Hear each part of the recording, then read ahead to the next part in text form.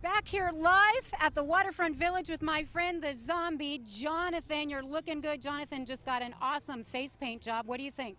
I make turtles.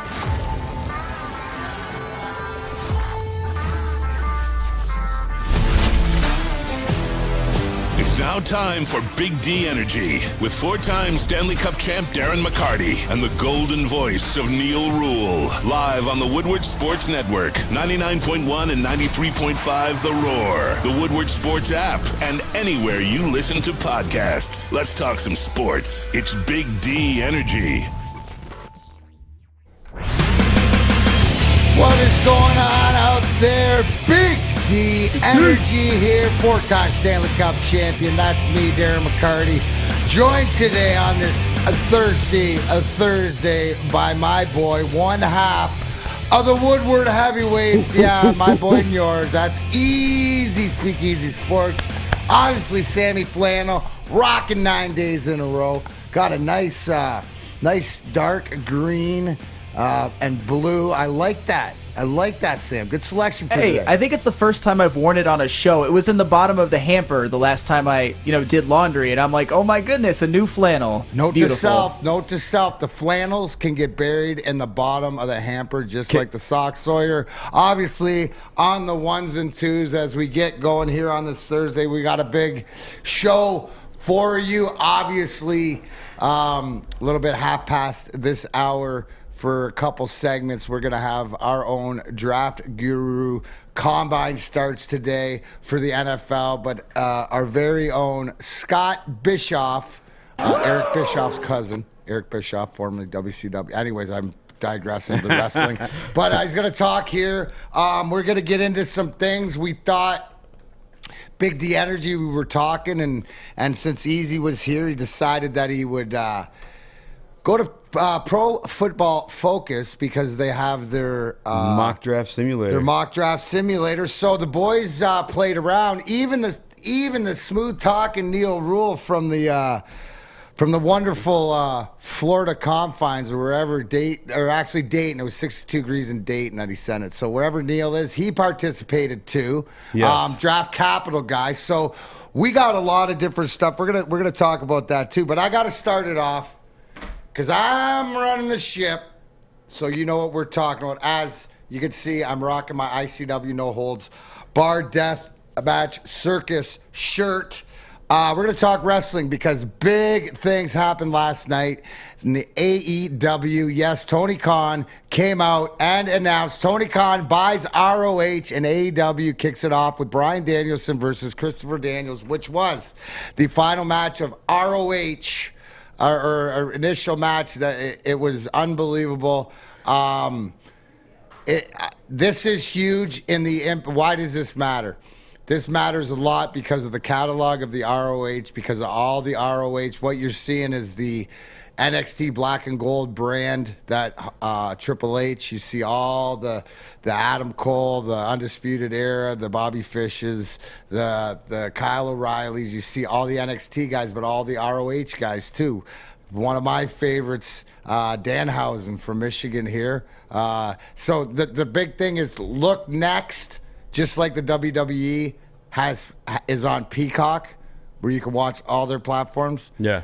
I hear rumblings maybe an HBO Max for AEW, but the catalog, right, that they have, and the ability to put all these wrestlers in the video games, you got to remember, this is bigger than just watching it on TV and stuff like that. So congratulations to Tony Khan, AEW. I think as a wrestling fan, this is huge, and this is great. And the fact that, I listen to Busted Open Radio, Dave LaGreca, obviously Hall of Famers, Bully Ray, Mark Henry, and Tommy Dreamer, who are in and out of there. But the fact Tony Khan comes on there, Tony Tuesdays or Wednesdays or whatever like this, and he's a fan like I am, right? He's a fan of the storylines, and you can really tell there he's just got the guy with all the money. So this is exciting for everybody as Revolution, their big pay-per-view, comes up from Orlando on Sunday. But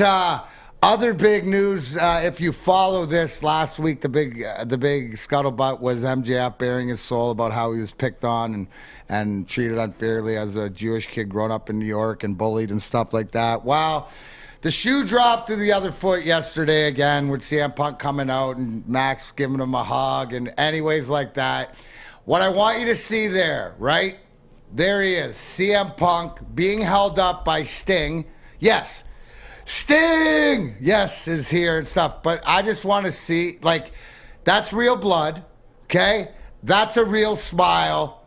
And if you are a wrestling fan, I would not miss a dog collar match. Now, also, I just wanted to bring this back home to Michigan because how do I bring it all apart? Well, it reminded me, remember, I hang out at the death match. I was in Chicago last weekend. That kid on my right, actually, he's my illegitimate son. Check him out on Twitter, Tommy Vendetta, the lovable psychopath. But you know what? Very, very eerily the same. Actually, he will be taking on the super fight beast Justin Kyle up in Kalkaska at Mr. Chainsaw Pro this weekend, Tommy Vendetta. He literally and Punk have the same mentality right there with the sneers after being all bloodied up. They love it, guys. They love it. That's it. Thanks for letting me have my few minutes of wrestling. But that's what I did last night. On the chat, I want to know, there's a couple things going on because obviously the Wings don't play till tomorrow. The Pistons are in Toronto tonight.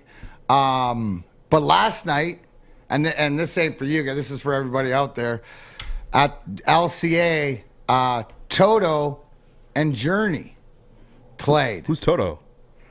I took the reins down in Africa. Okay, I know that take song. the time to do the things we never did. Yeah, it's put it this way. Right Ryan Armani's two favorite bands. He did not go. I learned that, but it's they're old school. I bring that up. I wasn't there, but I will be at LCA tonight. I want to know who else will be at LCA tonight. You know who's here tonight? Who? Tool. Maynard and Tool.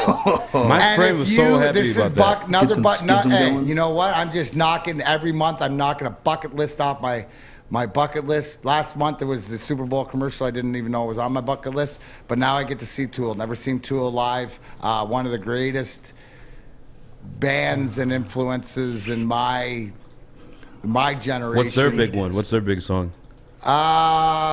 There's so many of them. I mean, you got to go albums like Latterus. I regret Latterus. I mean, those, dude, here's the thing. They're so, and it's the mystique behind Tool, right? Because Tool always comes out with videos. You don't really get to see what Maynard looks like. They're always behind the curtains and stuff like that, or they're dressed up. The one thing that I saw though on this tour, which the compassion element warms my heart, is they were playing a show and somebody had a medical emergency and they stopped the show. Maynard stopped the show so the person could get taken care of. Stuff like that. You know, in this day and age, that's big. Travis Scott. Yes, Mike Art was a big Tool fan. You never know. You never know. We'll see if Art's been nice. Maybe we'll invite him down tonight. What do you think?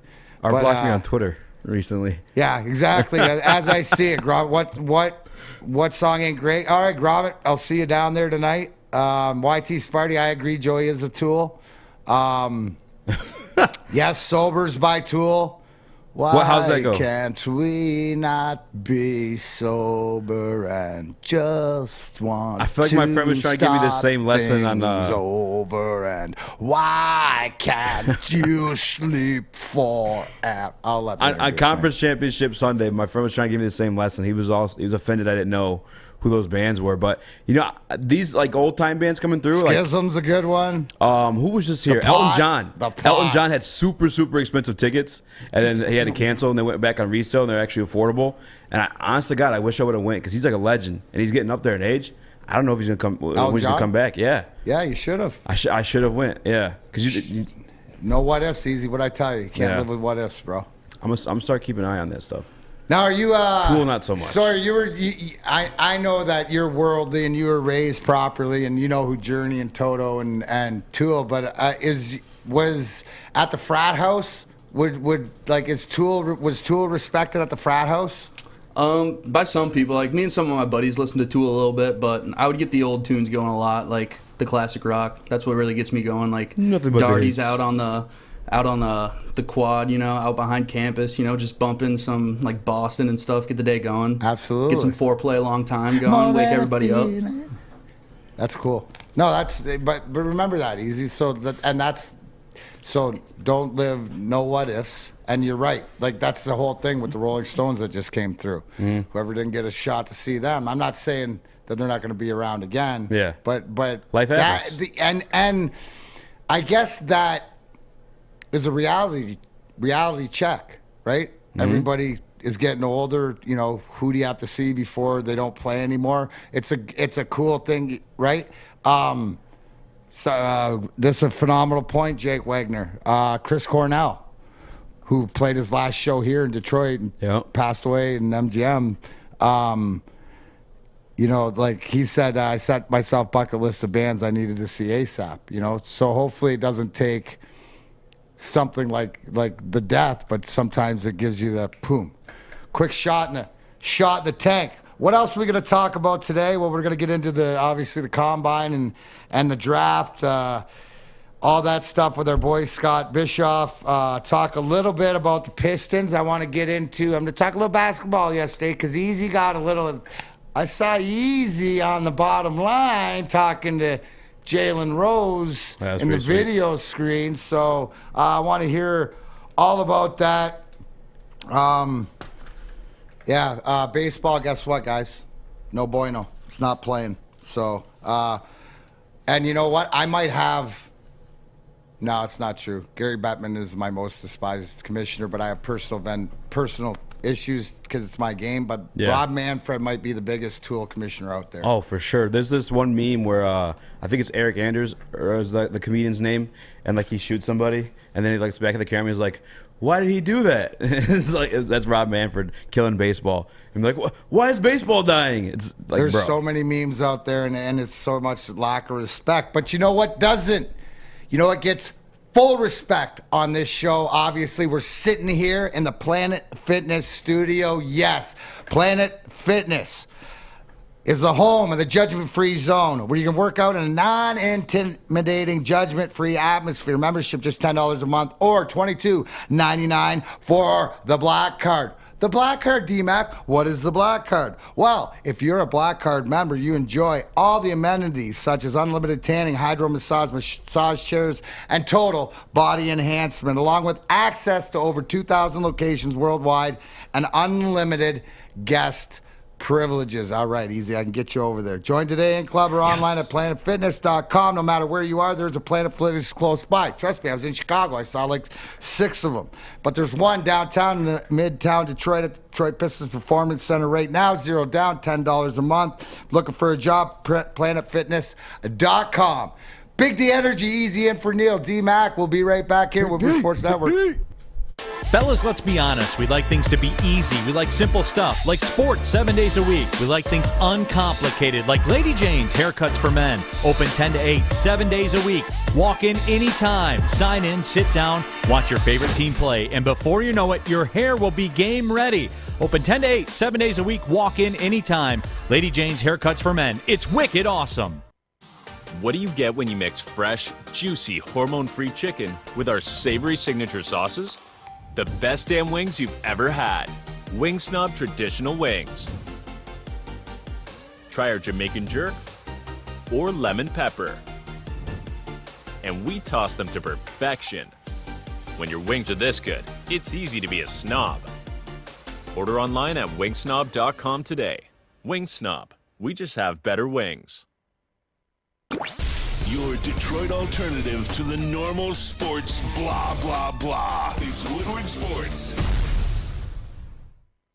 And a big D Energy thank you to Charisse Davis, the owner of Chili Peppers Tanning, for joining us in studio yesterday. If you could check back anywhere that you Woodward Sports would check that interview out, the YouTube, the Google, the Apple Store, the Spotify, whatever else. Check out that interview. You can see that The reasons Chili Peppers Tanning is so successful in what they do is the people behind it, and the story is pretty incredible. But Chili Peppers Tanning is where you'll find the cleanest salons in the D with spotless, sanitized rooms and trained and certified tanning professionals. You can join the Pepper Club for all the best deals. They'll beat all competitors anywhere by $5. Don't forget to pick up Australian Gold, Designer Skin, Cal Tan, which is Easy's favorite, and the Swedish body lotions. That's probably what Cider and Raymond use. You can use that too. ChiliPeppersTanning.com. Hottest bulbs, hottest deals, darkest tans. Your vitamin D headquarters. 26 locations. More coming. Go for the vibe. Stay for the sun. Chili Peppers Tanning. We are back here. Big D Energy. Talk a little bit. Easy. I liked what you had to say yesterday and bringing it up to doing the mock draft. So I mentioned it, that Pro Football Focus, which when I say don't tell me what, tell me who, and you mentioned Pro Football Focus, well, they said at about a 5 for me. They said at about a 5 on the things of 10, and this is where the relevance of it is, look where you get your information, or where do you trust your information and stuff like this, right? Pro Football Focus is the opposite of Scott Bischoff. Yeah. For me, right? The questions that'll answer. But out of sake of entertainment, because the combine is here, the combine is here, the combine is here. Go watch the quarterbacks run. Go watch the receivers run. Watch this. Here we go. Here we go. Who's moving up the board? Who's moving down the board? But we have the mock draft board. So I'll let you go. And this is funny because old Draft Capital, Neil Rule himself, couldn't. Dude, he was thought so he was happy. working on vacation. He was so he happy. had to get in, and he did one with Draft Capital. But I want to see. I asked you to do one without trades, without anything else. Yes. I guess my question to you before, as you reveal your picks is. Where do you hold, like for people out there, if they go do this, where do you hold, I guess, their thought process or the way they break it down and stuff like this? In high regard, in middle regard? Mids, as the kids say. You got the these mids, days. as the kids say. Yeah, mids. No need for the mids these days unless you like them. Yeah, exactly. For people who've been smoking for a long time, you probably know what that means too. But it's PFF. You and I have like a long historic beef with them a little bit, back to when the Hook days, and they came up with a running back list, and DeAndre Swift was nowhere on it. But here's these rookies who never stepped foot in the NFL, some transferring positions from receiver to running back, ranked over DeAndre Swift.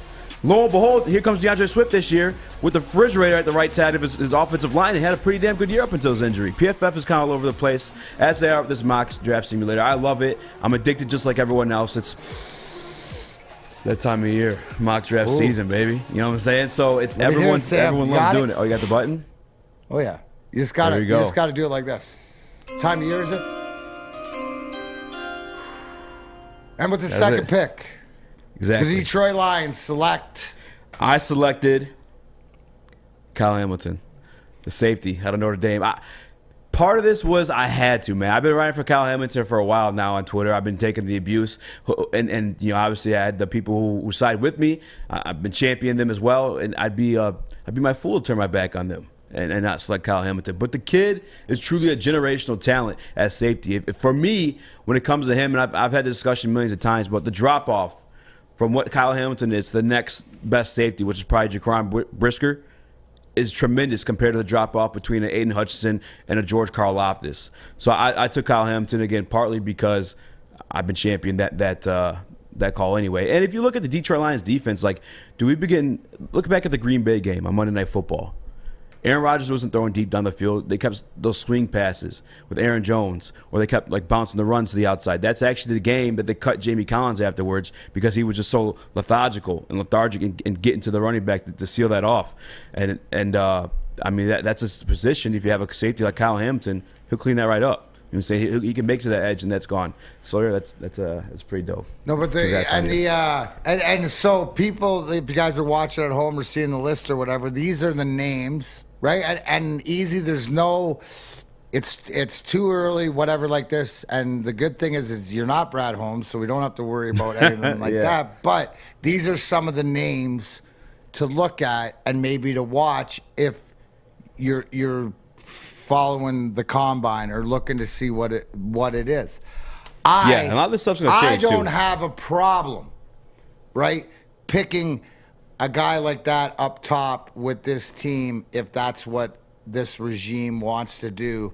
Here's the question that you'd have, and I'll play devil's advocate with my partner, Neil Rule, is that you automatically put a safety into the money range that you have a lot of your $10 million range, stuff like that. So it's and my thinking is if he is that special, if he's that guy, right, and everything plans out, and this is where, to me, I look at it, that's your quarterback this year. If you go get that guy as your quarterback of your defense, you might be doing things. To me, that would make sense. What I don't see in your draft is a quarterback. No. Right? What I don't, but no, which is fine. Which to what I've been saying, are they going to go the way of Cincinnati, right? And draft and build the talent and the quarterback, or are they going to do LA? It's funny you say Cincinnati. Yeah, is the Rams way. We're going to build the team and then wait and see what quarterbacks out there that we can bring. I would have took a quarterback. And I had my eye out for him. Like the one. It's funny you said Cincinnati. I want to ask Scott Bischoff when he gets here, like, why is everyone not in love with Desmond Ridder? Like there are a lot of these other guys. I think he's showed like some maturity throughout his college career as far as like just making the right plays, and he has to maybe boring, but that's Tom Brady's brand of football. You know what I'm saying? Up until like later years. So on your board right here. Yes. Okay. Who and I don't hate your board. Yeah. I don't hate your board at all. But what I am interested in, which I've written down, which I will watch, is I'm eager to see what Trayvon Walker, Brian Asamoah, these linebackers, Channing Tindall, the linebackers right there, you're 32, you're 34, and you're 66. If you're going to watch anything at the combine or watch how these guys move up and down. So those are the three guys, because right there, right, number 2. Okay, look at what you just did with your 3rd overall and your 2nd overall. If this is true, right? You picked a cornerback at 3 with Okudah, and then you came back with a 2 and you picked the safety. Now I'm not done with Okudah yet. If there's any resurrection or whatever like that, that you might have a diamond in the rough. Because what if all of a sudden he gets healthy and then he gets some good coaching and they put him in a position to succeed. And real quick, too, if I may, like, I put Kyle Hamilton just for the simple fact that I've been championing him hard since, I want to say, like 2 months ago. And on Twitter and everything, too. But, like, going through this mock draft, it was actually fun because you're seeing these names and you're like, yo, that's the guy I want to take. But, like, why are these 3 guys ahead of him? So it's kind of forcing me to do the homework on those guys. And then I say, you know, if I like them or not or what they have to offer. And it actually changed my opinion. And I posted this on Twitter last night. I said I have a confession to make. I'll make it live on air tomorrow. You're making it now? I'm making it now. So I want you to preface this. Yes. Preface this with the fact is, last night on Twitter, I came out with a statement that I would come clean and be 100% honest with my fans today because I found new information. And Sam Flannel, what is the rule of Big D Energy? If you find out new information, you can change your opinion. Easy? Yes. Floor is yours. Yes, Your Honor. I stand here before you today as a truther of Kyle Hamilton to let you know that those there linebackers you see falling on that draft, that mock draft there's some speedy guys. And I talked about wanting Kyle Hamilton to steal off that edge so there's no more of those little scampers like Aaron Jones pulled off on us in Green Bay. Those linebackers can fill that void for a Kyle Hamilton. We may not need Kyle Hamilton. I do like Kayvon Thibodeau. He has a high upside. Now, it's a question mark. It's not a guarantee like you'd feel safe with Hutchinson. But the upside of what Thibodeau could be, I'd be willing to pull that trigger over Kyle Hamilton. That's my confession. I'm sorry to everybody. I've been championing Kyle Hamilton, and I've been riding with you guys, but I just had to come clean on that. After last night's mock draft, though, I had new information, and I had a new opinion.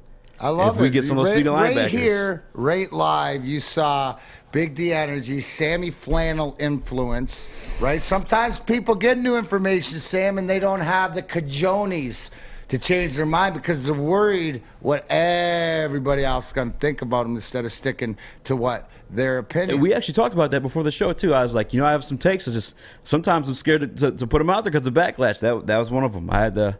But when you found that and you see that, so on that conversation piece, right, Easy, I agree, 100%.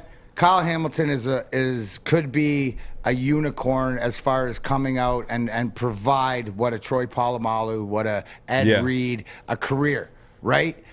But the thing that hurt, and here's the thing.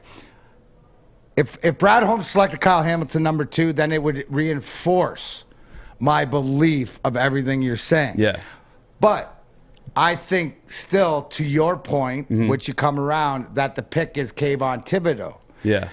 Right? Because of the violence, but also because what did you do in your due diligence? Realize that the thing that you're trying to plug up, that you're putting Hamilton to be Superman to do, there's a lot of some guys capable guys right there. So to me, did you figure out in this draft that it was more, it's more in that middle again? And who is known for being the so-called guru bit of a champion in drafting in the middle to late. There's another thing, too, with the whole Kyle Hamilton point as Brad well. Holmes. That was the answer to my question. Brad Holmes is known for getting guys, whether with the Rams or Amon-Ra St. Brown. So what I'm saying is the fact that the confidence level, right? And it's sort of playing out. And the fact that, see... Can I say one more thing on the Kyle Hamilton, the information I got there? Is the other point, too, is like, Scott is actually one who pointed this out to me, by the way, too, is Kyle Hamilton, he's kind of like free to roam back there if you watch his tape in Notre Dame. And it's true. He has great instincts. He's allowed to. That's the type of defense they ran. In Detroit, we currently don't have that style defense. We have 2 high safeties, and it's not what, if we took Kyle Hamilton, we have to change around our defense, which actually kind of sounds like we're going to do anyway. I don't know if you guys see, we might be moving to a 4-man front predominantly, Campbell said yesterday, but there's just more stuff that but you're taking an information and you're using common sense, and then you're forming your opinion. That's what I like. Well, the man, the myth, the legend himself is in studio. We are going to get right to him, but we can't go to him cold. We got to warm up. And what's the best way we know how to warm up, Sawyer? You just got to go to the Fulling Warehouse. Yes, you do. I mean, your arm will inside or out. It's so nice. Your arm's just going to be active the whole time. You're going to be throwing. You can show up right when they open, pay $10, play from open to close.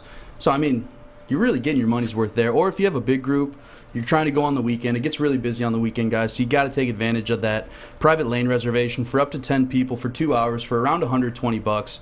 Super convenient to do, super easy. I highly recommend you guys jump on that so you're not getting, you show up and then you can't play because it's so busy there. Because, I mean, that place really gets bumping on the weekends. It's a great social spot to be at. So many TVs around so you can watch all the sports you want. There's 2 big bars, so you're not standing there waiting, tapping your card on the bar, trying to get a bartender's attention at one small bar in the place. They have 2 big bars, lots of bartenders, so you're always getting a good drink. They have over 100 beers, which I know you're like, whoa, pump the brakes there, guy. That's a lot of beers to choose from, but I got something that'll help you. It'll ease your mind, make you feel good about going to the Fulling Warehouse. Is the mystery beer machine. Throw those $2, $1, $2, right in the machine. You get a mystery beer right out, and decision made for you right then, right there. You don't have to sort through 100 beers. You don't have to be like, oh, well, I really like Two Hearted Ale. Well, I really want a Guinness. Just no. Give it $2. It says, Sawyer, you're drinking this Busch Light. And I'm like, okay, mystery beer machine spoke. I'm doing it. So if you guys want to do that, just head to thefullingwarehouse.com. I'll say it again for Fletch. I could see him in my camera. He's like, what'd you say, Sawyer? Fullingwarehouse.com, or just show up in person at the Fulling Warehouse in Hamtramck. This is Big D Energy. We got Easy on the desk, D-Mac on the desk, Flannel Sam making sure we sound crispy. I'm in here keeping us live. And coming up after the break, we have the draft expert himself, Scott Bischoff, in studio. Right back after these messages. Big D. It took exploring 50 different formulas and hosting countless taste tests, but we believe Gypsy Vodka is the smoothest vodka on the market. Don't believe us? Ask the owners. We're Mike and Adam Kazanowski with High Five Spirits Distillery. We're in close to about 1,200 locations throughout Michigan. We wanted to create a brand that was geared more towards freedom, love, adventure, and at the end of the day, we really wanted to tell a story that inspired other people to take risks, follow their dreams, whatever that might be. Think you're a big shot? Oh, excuse me, it goes down! Think you can make the big shot? Washington fires and hits! Woodward Sports wants to send you to the finals for college basketball April 2nd through the 4th in New Orleans. That's right, you and a friend in the Big Easy. We'll take care of the airfare, hotel, and tickets to see the finals for college basketball. Listen Monday through Friday to the Morning Woodward Show. Big D Energy. And the bottom line for your chance to qualify. If you can make the big shot, you and a friend are getting out of the cold and to New Orleans. Got it! Keep listening and watching for your next chance to win. Powered by Planet Fitness, Syntron, and the Sports Marketing Agency. And it's over! Anything can happen in March! Putting on a show here, and that's how you answer. We love our sports. We just wish they'd love us back. Detroit sports for Detroit sports fans. Woodward Sports. Hamilton take. Big D Energy back here. D-Mac, easy in for Neil. The boys are here. We got the Scott Bischoff. You can follow him at Bischoff_Scott on the Twitter. Our NFL draft expert. How you doing, Scotty? I'm great. How are you guys? Doing great.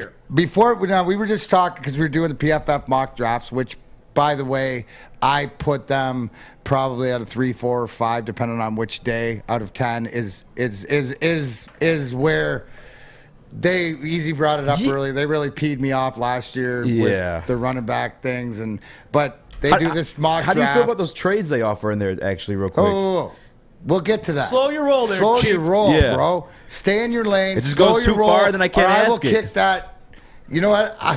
Listen, I ain't stick, bro. First question before we go into draft. How does the NFL, other general managers and organizations view this regime, Brad Holmes, as opposed to Bob Quinn? With legitimacy. I think that's the simplest way to put it. I think there's no joke no more. I want to make it apparent to everybody out there is that the interviews that we saw yesterday by Peter Schlegel, by whatever like this, there is a consistent respect of things are being done differently here throughout the league. Is that correct? Yes, and I think that there was a desire to knock what happened early last year. Not necessarily Holmes, but Campbell. But that's gone. That's gone away. The culture that they developed in 1 year is incredibly impressive, and it might be the most important thing that they've done. More so than hitting on Penei Sewell and Amon-Ra and everything else that happened in the draft. It's the culture. Well, you know that's fact, bro. You know that's absolute fact. And no, in order to get out of where you got to get, and you looked to other teams and whatever that tried to do it differently. I've always said as we get into this draft and the combine that starts and stuff like this, but Detroit Lions, they're actually might be becoming a destination for some players, maybe not maybe this year, but players, agents see what they're doing here also. Is that a fair statement? Absolutely, and it stems from coaches, the coaching staff that they put together, and the desire to play for guys like Deuce Staley and Antoine Randall and the defensive guys, and I don't think it's out of the stretch to see the Lions land a free agent or two that they would never have in the past because of their desire to come and play for these guys because of what is happening. I love it. So obviously right now, number 2, number 32, 34. Do you think that there is a 100% stock on either the position that they're going to pick at 2, depending on what Jacksonville does, or is it still up in the air? I think it's up in the air a touch, but Jacksonville's going to take a tackle. I'd be stunned if they did anything else, and I think it'll be Evan but Neal. Don't you but Scott, I'm going to ask you, and I say this like a smidge jokingly, but 100% serious. Can you really consistently know what Jacksonville's going to do? Like this, would you bet your life on Jacksonville taking a tackle? No. No, because you don't. They could take a quarterback.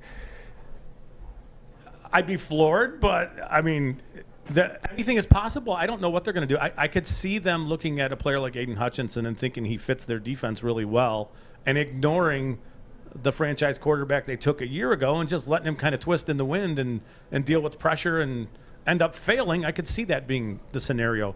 I will tell you that this class, especially in the top 10, is viewed as perhaps one of the worst draft classes in a very long time. The top 10, it's not a great class. It just isn't. So when we talk about, Aiden Hutchinson at 2, he wouldn't have been maybe even a top 10 pick last year. He might not have been. I think that's when people want to draw the comparative or whatever. What do you mean by how bad is this draft pick? Is that, okay, so would Thibodeau, so you're saying Thibodeau wouldn't have been a top 10 pick then? You're saying the tackle that Jacksonville, he might be the only one because of He wouldn't have gone before Penei Sewell. Right. He would not have. No, So, right. I mean, I shouldn't say that. It's Jacksonville. So in saying this, because Easy and I were getting into, and obviously I will let you address his Kyle Hamilton pick at number 2, even though you've heard him we got to clear up a few things first. First of all, I'm not working out this week, period. You guys should know. I want you to know I'm not even doing the bench. And I'm just not.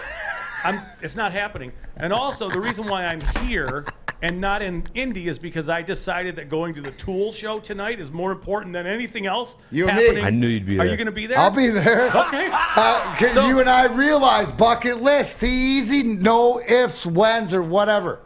I looked at It's just more important. I can record whatever's happening in Indy. Do you know what happens in Indy? I feel like I'm off on a tangent here, but The 500? Yeah, that happens there, and there's other things, good dinners and that kind of stuff. But everybody like me who's in Indy right now is sitting in a bar or in their hotel room watching stuff happen on TV. They will be tonight. You're not allowed into the stadium. It's nuts. So it's easier I know it's crazy to think about it. Like, scouts can't get in and watch. Well, that must be nice to have, be a vet. Like, that's the whole thing of being a veteran. You know what I mean? To be able to realize what you can get or what you can't get. So you mentioned that this could be the weakest top 10 in the draft, but does that mean that there's value down the road? We were talking about it in Easy's draft, but the linebackers and the speed of the linebackers and stuff like this, like a Trayvon Walker, a Brian Asamoah, or a Channing Tindall, or guys like this. If I'm watching the combine, I'm going to look at guys like this to see what their times or stuff like this. But does this mean that when it's weaker up front, that maybe there's more role players, more fits, like we got Amon-Ra St. Brown in the 4th round and stuff like this? Yeah, I think when people talk about the weakness of the class, it's in and around the top 10 of the class, but then there's a huge group of maybe 60 or 70 players that could all be condensed into, say, pick 20 to 60 range. You know what I'm saying? So yeah. There is a lot of depth. Picks 32 and 34 are going to be great picks for the Lions. I wouldn't expect that pick 32 or 34 comes in here and lights the world on fire in year 1, but they're building block players. They are. They're good players. It's just the premium positions in the draft is less than what it normally is. And some of that's quarterback-driven stuff, right? Like there's not a consensus quarterback. That's a whole other conversation we could have for a long time.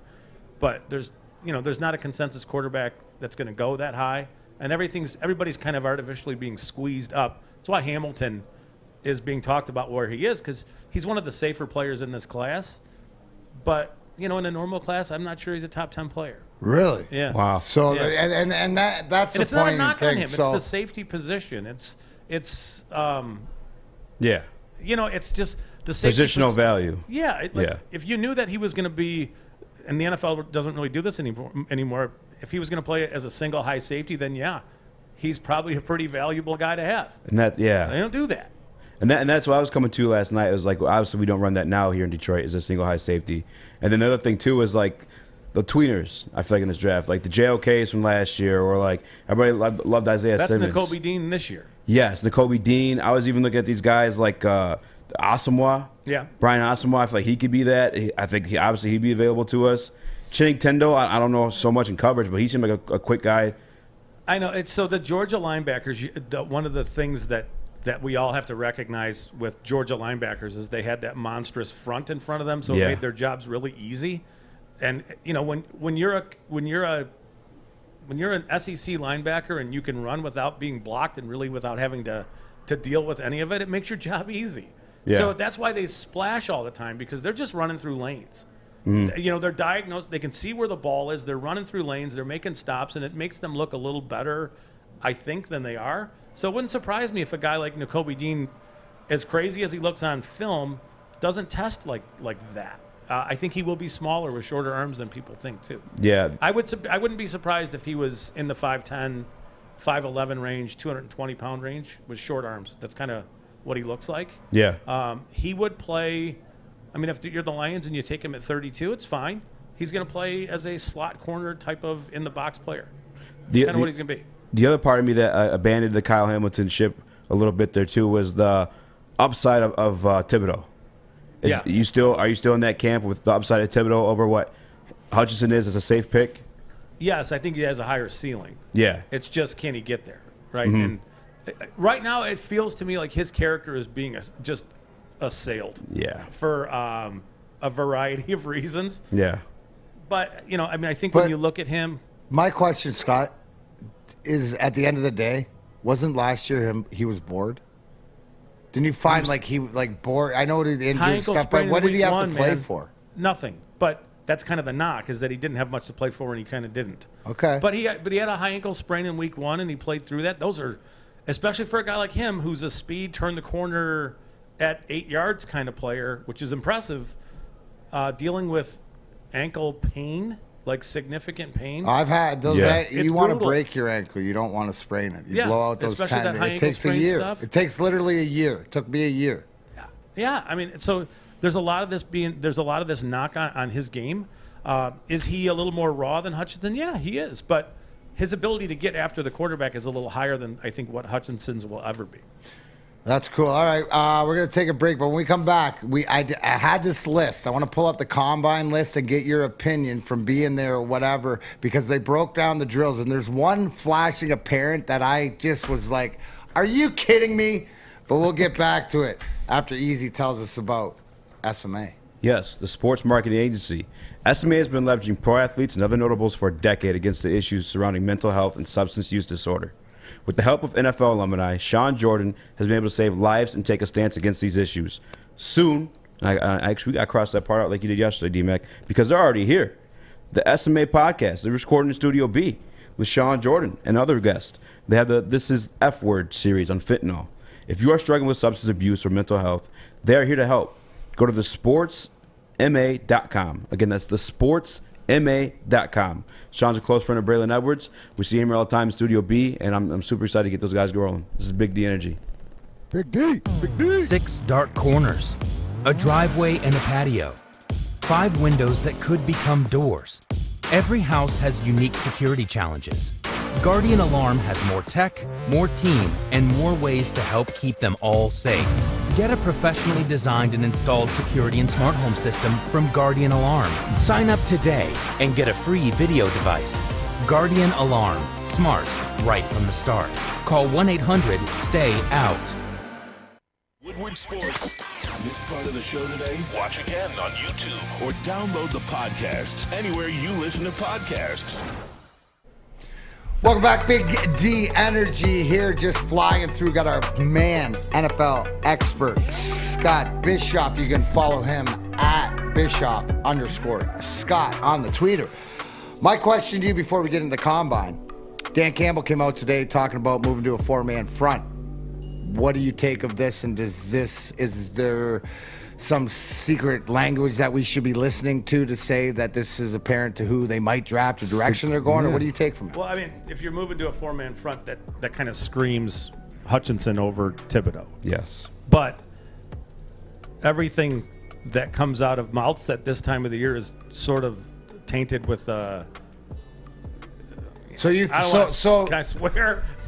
Right. It's could all be horse BS. Shit, period. Could be BS. It could be. And it could be just a smoke screen that, yeah, we might be doing that, but that doesn't mean Thibodeau can't kick down and play as a power defensive end.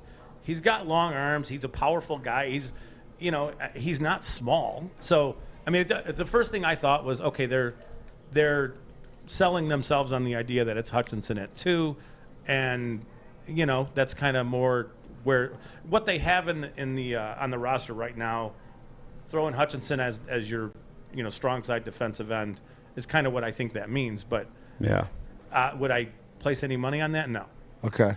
Not yet. Is this something to be mad about? Like when, well, no, I guess it's not the same because that's just words where with the other camp, they took action in trading Darius Slay and signing Chase Daniel, like telegraphing a little bit too much, but it's not the same thing. Campbell's just words. Those guys actually took action, did those things. Well, I think that's the eternal opposite.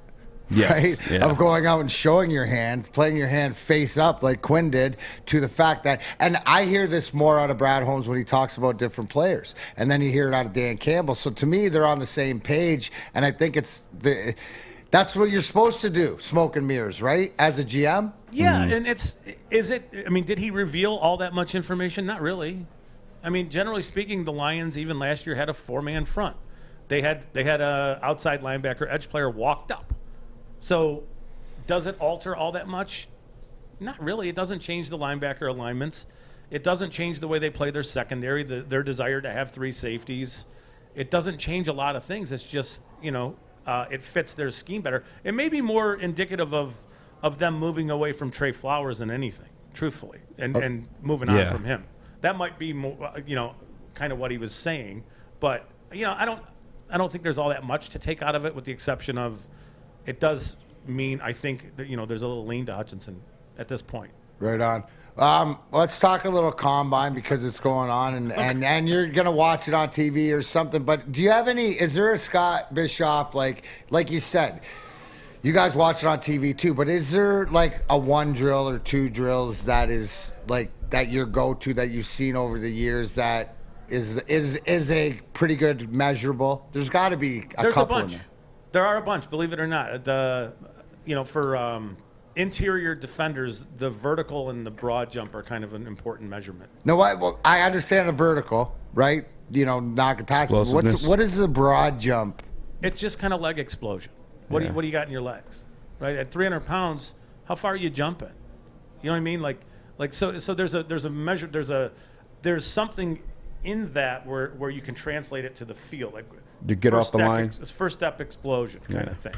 So the guys who tend to jump, big, are guys who tend to are a little more twitchy, a little fast better twitch, first step. fast twitch. Yeah, the 40 is good for some positions, but I don't think the 40 means much to a player like David Bell from Purdue.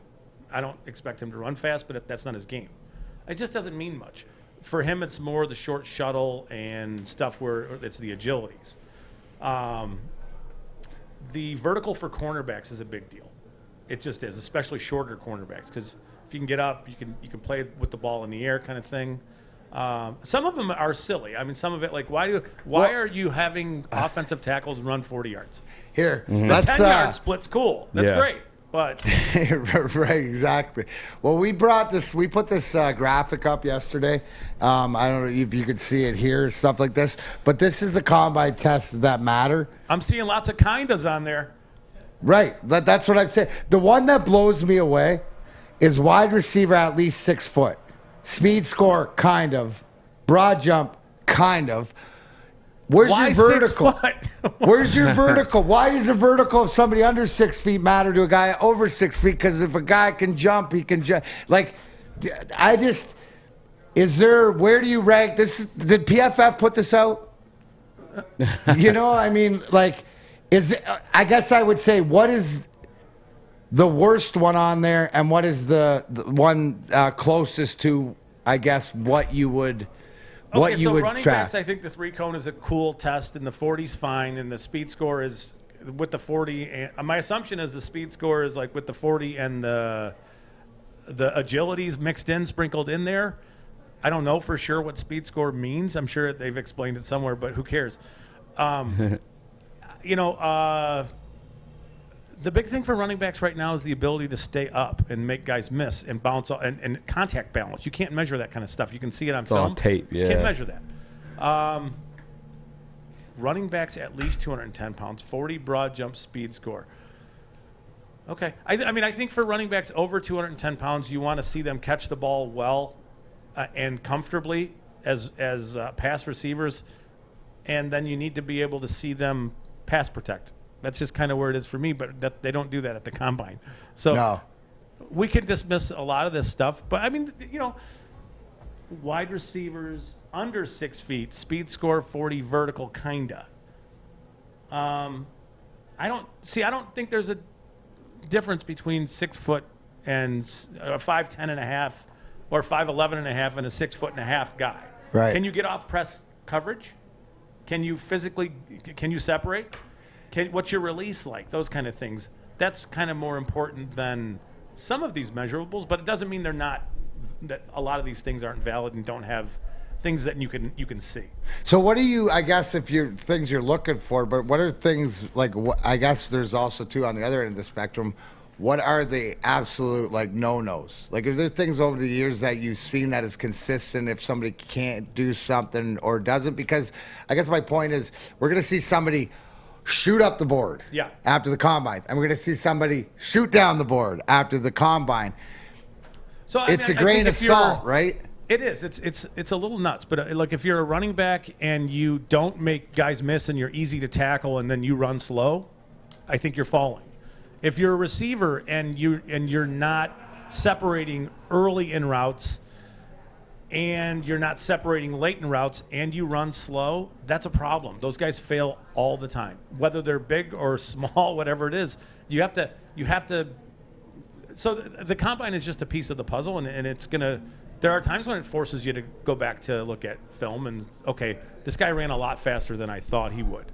What am I missing with what I'm seeing on film, kind of stuff? But I mean, there are things where it would force you to go back and have you ever like the eyeball test? Is there anybody that comes to mind that but you saw there and it was like, whoa, like you just went, I didn't see this in him, the surprise, and he ended up being a good player, or somebody that like because you're and I would expect it's out of a smaller school or somebody who doesn't get covered as much or whatever like that. Yeah, I'm trying to think of names. I mean, there have been times over the years. Lane Johnson did. Okay. He blew up the combine, and it was like, wow. Offensive lineman for Philly. He was at Oklahoma, yeah. Yeah, at Oklahoma. And he was great, and he's had a great career, but he forced you to go back and watch. Okay. I remember Dominique Easley in the other way. I think he had a knee injury, and he didn't work out, but his tape was so crazy good that, it would have been great to see what he did, in particular in the agilities and the speed stuff, because he had Aaron Donald-like explosion. Wow. Like, he was such a force. First step, quickness kind of stuff. I remember watching Marquise Lee and just loving the way he moved in relation to the other receivers in his groups. And having said that, there is that drill where they run right down the line and they catch passes turning left and turning right. And, some of them don't even catch the ball. It hits their hands and they drop it. You know what I mean? They call it the gauntlet. And that's a good drill. It's a really good drill to see what kind of hands they have. And a lot of it is listening. What kind of noise does it make when the ball hits their hands? If it's real heavy sounding, probably more heavy-handed players and not natural catchers of the ball, where if you go out and if you've ever listened to Calvin Johnson catch a football, you could barely hear his hands make any noise. It was just so soft and smooth, and there are pass catchers like that. And then there's the opposite where it's like, a couple of cast iron skillets banging together to catch a ball. And it's like, probably going to struggle to catch passes at times. Is there what position group are you most excited to watch in this combine? Because after doing my little mock draft last night, the fastest ones. It's I mean, honestly, that's the fun stuff. Yeah. But, no, I mean, it's fun watching like the mirror drills for offensive linemen's cool. It's a cool drill. Yeah. The speed stuff. I mean, it's turned into more of a showcase for athleticism than really anything else. Yeah. So where do you think right now, beginning of March, moving into the draft is, and I'm more concerned, do you think that somebody will there be offers made for the 32, 34 pick? 32 for sure. 32 because of the quarterback implications or the extra year and the value that it puts on that last pick in the first round. Yeah. Obviously, that's got a little caveat to it. So my thing is we'll figure out after this draft which direction we're going to go. The Cincinnati Bengals and draft the quarterback and build from the inside, or the Rams build the team and then bring in the quarterback. Yeah, here's that is a tough conversation because having done this for a long time, there are no guarantees that next year with 2 picks, they like the quarterbacks that are in the class. And with what they're building, it's sort of out of the realm of possibilities for them to be in a position to grab like what you would consider like the consensus number 1 quarterback. That player's not going to be available to them. So it's tough to see. It's tough to do it the Rams way and develop and build and all that stuff and then go grab quarterback. I get it, but that assumes that there's a quarterback that you love in next year's class that will be available to you, and it's sort of unrealistic to think that will be the case. Awesome stuff as always. That is Scott Bischoff. You can follow him at Bischoff_Scott. I got a lot more to say. What's that? I got a lot more to say. You do? I do. You want to stick around? I do. Awesome, there you go. Good. You're going to stick around. I'm going to, Ant, feel free to walk through. Go ahead. Right now, look at this. As you know, we broadcast this show live from the headquarters of Lady Jane Haircuts for Men in Birmingham. It's definitely awesome to get off the air and get myself looking great by one of their talented stylists. I highly recommend you get to Lady Jane's Haircuts for Men near you and let them treat you like a king too. Open 10 to 8, 7 days a week. Walk in anytime, relax, watch your favorite team play. Before you know it, your hair will be game ready. Get to Lady Jane's, open 10 to 8, 7 days a week. Walk in anytime. Lady Jane's, it's wicked awesome. Stick around.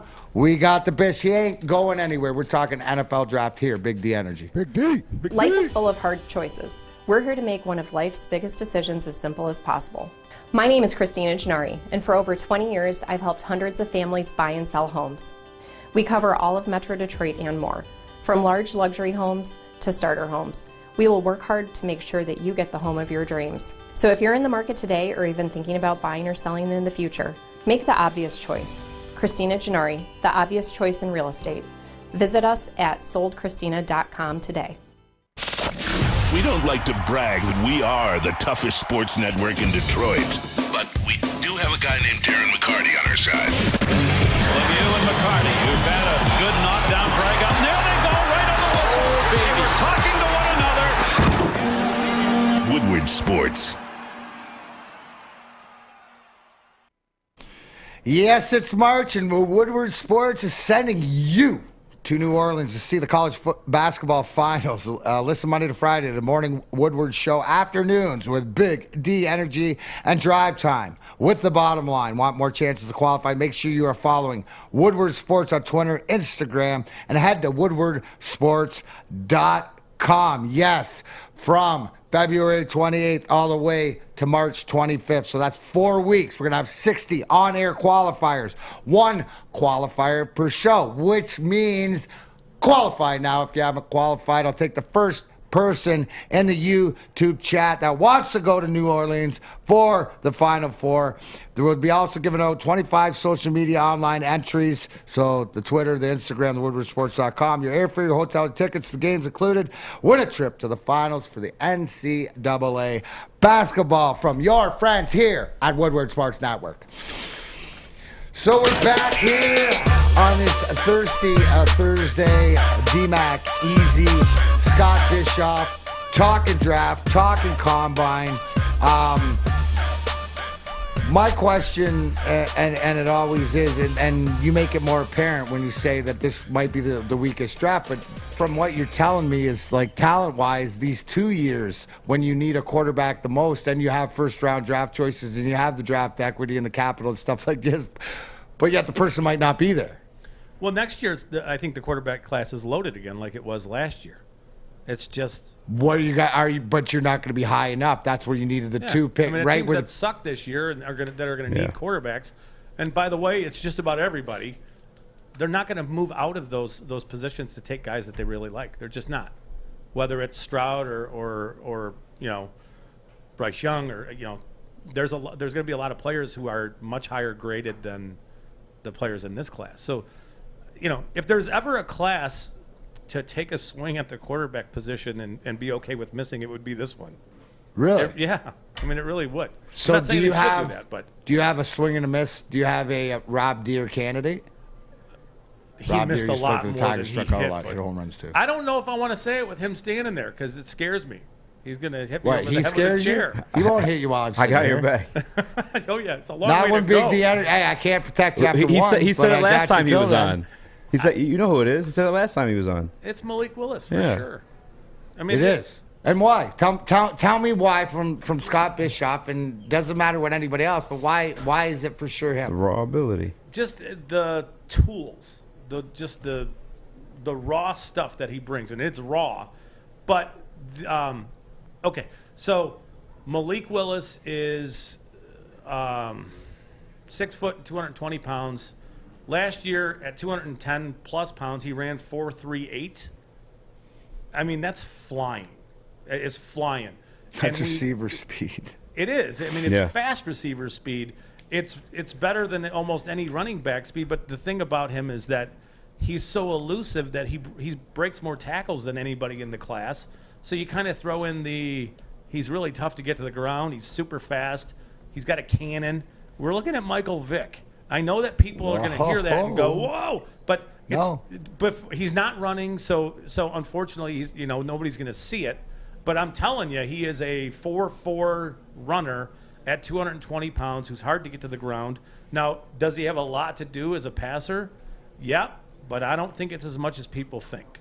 Well, I don't think he's nearly as raw as some consider. Now, is there subtlety and nuance to his game? No. But you can develop that. And he can sit a year.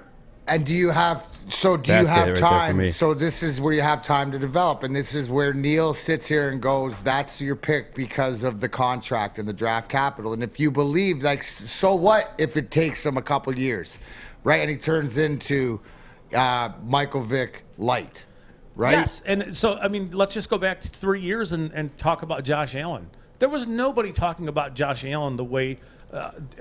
As far as growing into what he's grown what were they saying? They were talking about raw talent. He couldn't hit the side of a barn. Exactly. Right. But they were saying, if anybody could get a hold of him, this kid would be good. Yeah, the moldable clay. Like you put. So I mean, that's the way I would describe Willis. Is it's pieces of a puzzle that right now don't connect in a lot of ways, but if you can get them connected, you got a rare guy.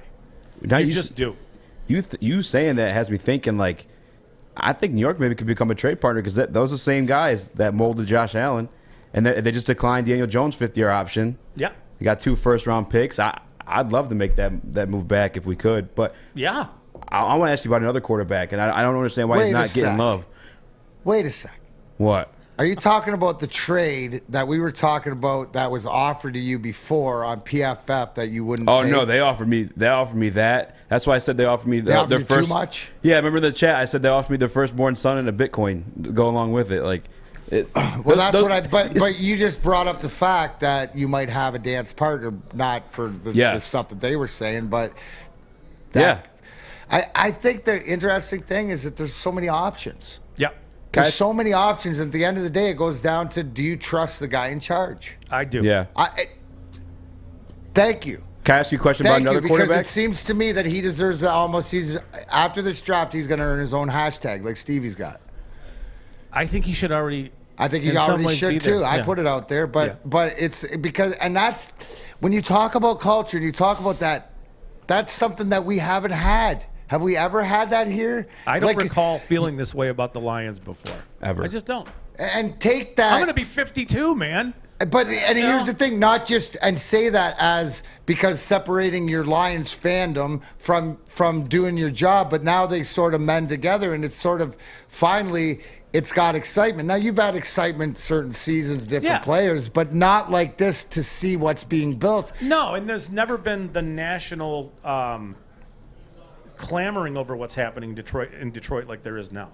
People have gone 180 on Campbell from where they were when he came out with like the F1 helmet. Like, yeah, I mean, so that was a bit of a caricature, and I think he did that intentionally. But people are full circle on him, and what they did with Jared Goff at the end of the season, and him calling plays and bringing in the coaches they've brought in, all of it. They're in a great direction. Let me ask you this. So instead of asking you what do the Lions need to do, what is it that they cannot do? What is the one, like, if they have a lot of options, right? But there's just, this cannot happen. Does that make sense? It does make sense, but I'm not sure they're in a position where I have an answer for that question. Isn't that nice? Right? Because I asked myself, and to ask you that question, because I asked myself the same question, right? What am I scared of? What am I scared of? He brings up drafting Hamilton too. That didn't scare me. That doesn't bother me a bit. It doesn't bother me. That's what they choose to do. Because again, it goes to trust, and if that's, you got to call it like you see it. And the way that this organization, and yeah, you can say what you want about the Fords, but if you don't give Sheila props of doing it different since she's been in charge, there's things that have changed. There's things that have changed. Everything has changed. Everything has changed. It just feels like, that thing was a rudderless ship for a very long time, and it feels like there's a direction at this point. Now, so what does that mean? They're in the Super Bowl in 4 or 5 years? I don't know, but it sure feels like there's direction, and there's a reason to be. I mean, if they decide it's Hamilton at 2, even though I don't love him as a player, I think he's a great prospect. Right. I think he's better than Isaiah Simmons was 2 years ago. Wow. In a lot of ways, I think he is better. For sure. Do I still want them to take him at 2? No. But if they do, there's a plan. See, that's the difference. Is some teams draft guys and there's not much of a plan, and they just pop them into their scheme, and they ignore the things they do well, and they fail. And we've seen previous regimes in Detroit do that kind of stuff. Kyle Van Noy, so many. Yeah. But again, to your point about the team that they put around him and the coaching that they put around him and different. These guys have all played. They know. I'm positive every single coach on that staff has been put in a position to play out of their strengths, and they know how uncomfortable that is. They know what it's like when a coach says, "I want you in coverage," and they think, "I'm not good in coverage. It's not my game. I don't care. It doesn't matter to me. I'm cool with you failing as a player. I'll keep my job. We're going to cut you." Right? That's the difference between what was here and what's here now. When you look at Deuce Staley, do you think he's going to ask a running back to do something he knows he can't do? No. Big difference. And then difference. As a player, when you have that respect, and I think that's where it comes, not only from, and it started where you see the respect inside the locker room from the players or the coaches all the way around. When they talk about each other, you feel that there's a team in there, and they're all in it together. They're working hard. You saw it. A guy like Michael Brockers comes here. Right. That is a low key, blasted out to the world kind of a signing. Like, it's different. That was in year one. Right, and so is there, I guess, going into this draft, are you looking at this team, is there one specific position they need to address, or they just have to make sure that it's the whole to get better? So to me it sounds like we're not specifying on specific people or players unless at the top of the draft, but it's also whatever makes the team better. There are holes. You can look at the wide receiver position and understand that they need help. Now, having said that, they needed more help last year, and they waited until round 4. So do I think that they're going to squeeze a receiver at 32 or 34? I kind of hope so, because those are the sexy picks. Those are the ones that get you really excited, like the possibilities of what these guys could be. But do I guarantee that they will? No. They were in worse position last year, and they waited for 4 rounds. Now, they got the right pick, though. I don't mind you waiting 4 rounds when you pick the right guy. So, but doesn't that give you some faith in what Holmes is doing? Like, there will be receivers available in round 3, like David Bell from Purdue. I did a mock draft for Woodward Sports this morning, and I gave him to the Lions at 66. If that happens, that's a pants-off scenario. Wow. It just is. Now, is he fast and sudden? Nope. But he gets open all the time. He's one of those guys. Like, he's one of those guys that in 3-4 years we're going to look back and think, how the hell did he fall that far? It's a little Keenan Allen-like. And I know he referred to himself as a route runner like Keenan Allen, but he is. He just gets open. Something to be said about that, right? So somebody said you don't know how, doesn't have the I don't care what he runs his 40 in. I just don't care. I don't care because he gets open. You can see it. it's not hard to see it. I want to say I gave Devontae Wyatt, the defensive tackle from Georgia, to the Lions at 32, and that's another scenario where I know I'm going to get some push on that because they just took 2 pretty early last year. But if you look at what the Rams have done and how they've built their defense, it's all about interior pass rush. And, McNeil's going to be a very good player, and I think Onwuzurike will be too. But you need more.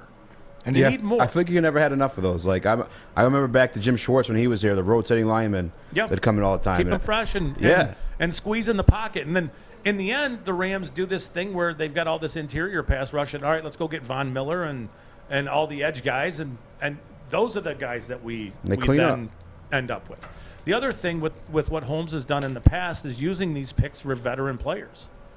The Rams gave up 2 first-round picks for Jalen Ramsey. They have 2 first-round picks next year. Next year they could be in a position to do something like that. We'll see. The quarterback thing is going to determine everything. No, I love it. Scott Bischoff's going to stick around. I got a couple questions about free agency and a couple guys on this roster. But you know what, guys? If you're going to do it, Citron World, oh, my God, the inspirational lifestyle beverage brand with a line of sparkling flavored energy beverages, premium bottled water, and revitalizer shot. Delicious. Citron's the official energy drink of the Red Wings. Proud partners, Detroit Pistons, exclusively served at LCA. You can actually have one tonight, Mr. Bischoff, while you and I... Why can we not be... Oh, I am sober. Anyway, Citron's fashionable, functional, fun. Check out their stylish brand design with the unique crown and their cool bottle designs. If you're looking for premium ingredients, long-lasting energy, balanced hydration, essential vitamins, and great taste, Citron is your top choice. Follow them on their social at Citron World to see all the inspiring things they're up to, from empowering women to supporting entrepreneurs. Find them anywhere from hot games, concerts, tonight, and also charity events. Citron is more than just a beverage, it's a lifestyle. And Citron doesn't just fit into your lifestyle, it enhances it by encouraging you to look good and feel great. Citron, drink it, live it with Citron. Big D Energy, be right back. Big D. Hi, my diamonds, it's Crystal with an X. You want to get hot and perfect like me? Here's my super easy routine. Drink at least a gallon of water before you wake up. Attach a weight to everything in your house. Hello? Sell your car and just sprint everywhere. Scream when you exhale. Don't follow Crystal with an X. Do your own thing at Planet Fitness with tons of equipment and free fitness training in our clean and spacious clubs. Join now for just $10 a month and cancel anytime. Comerica Park, sunshine, the crack of the bat.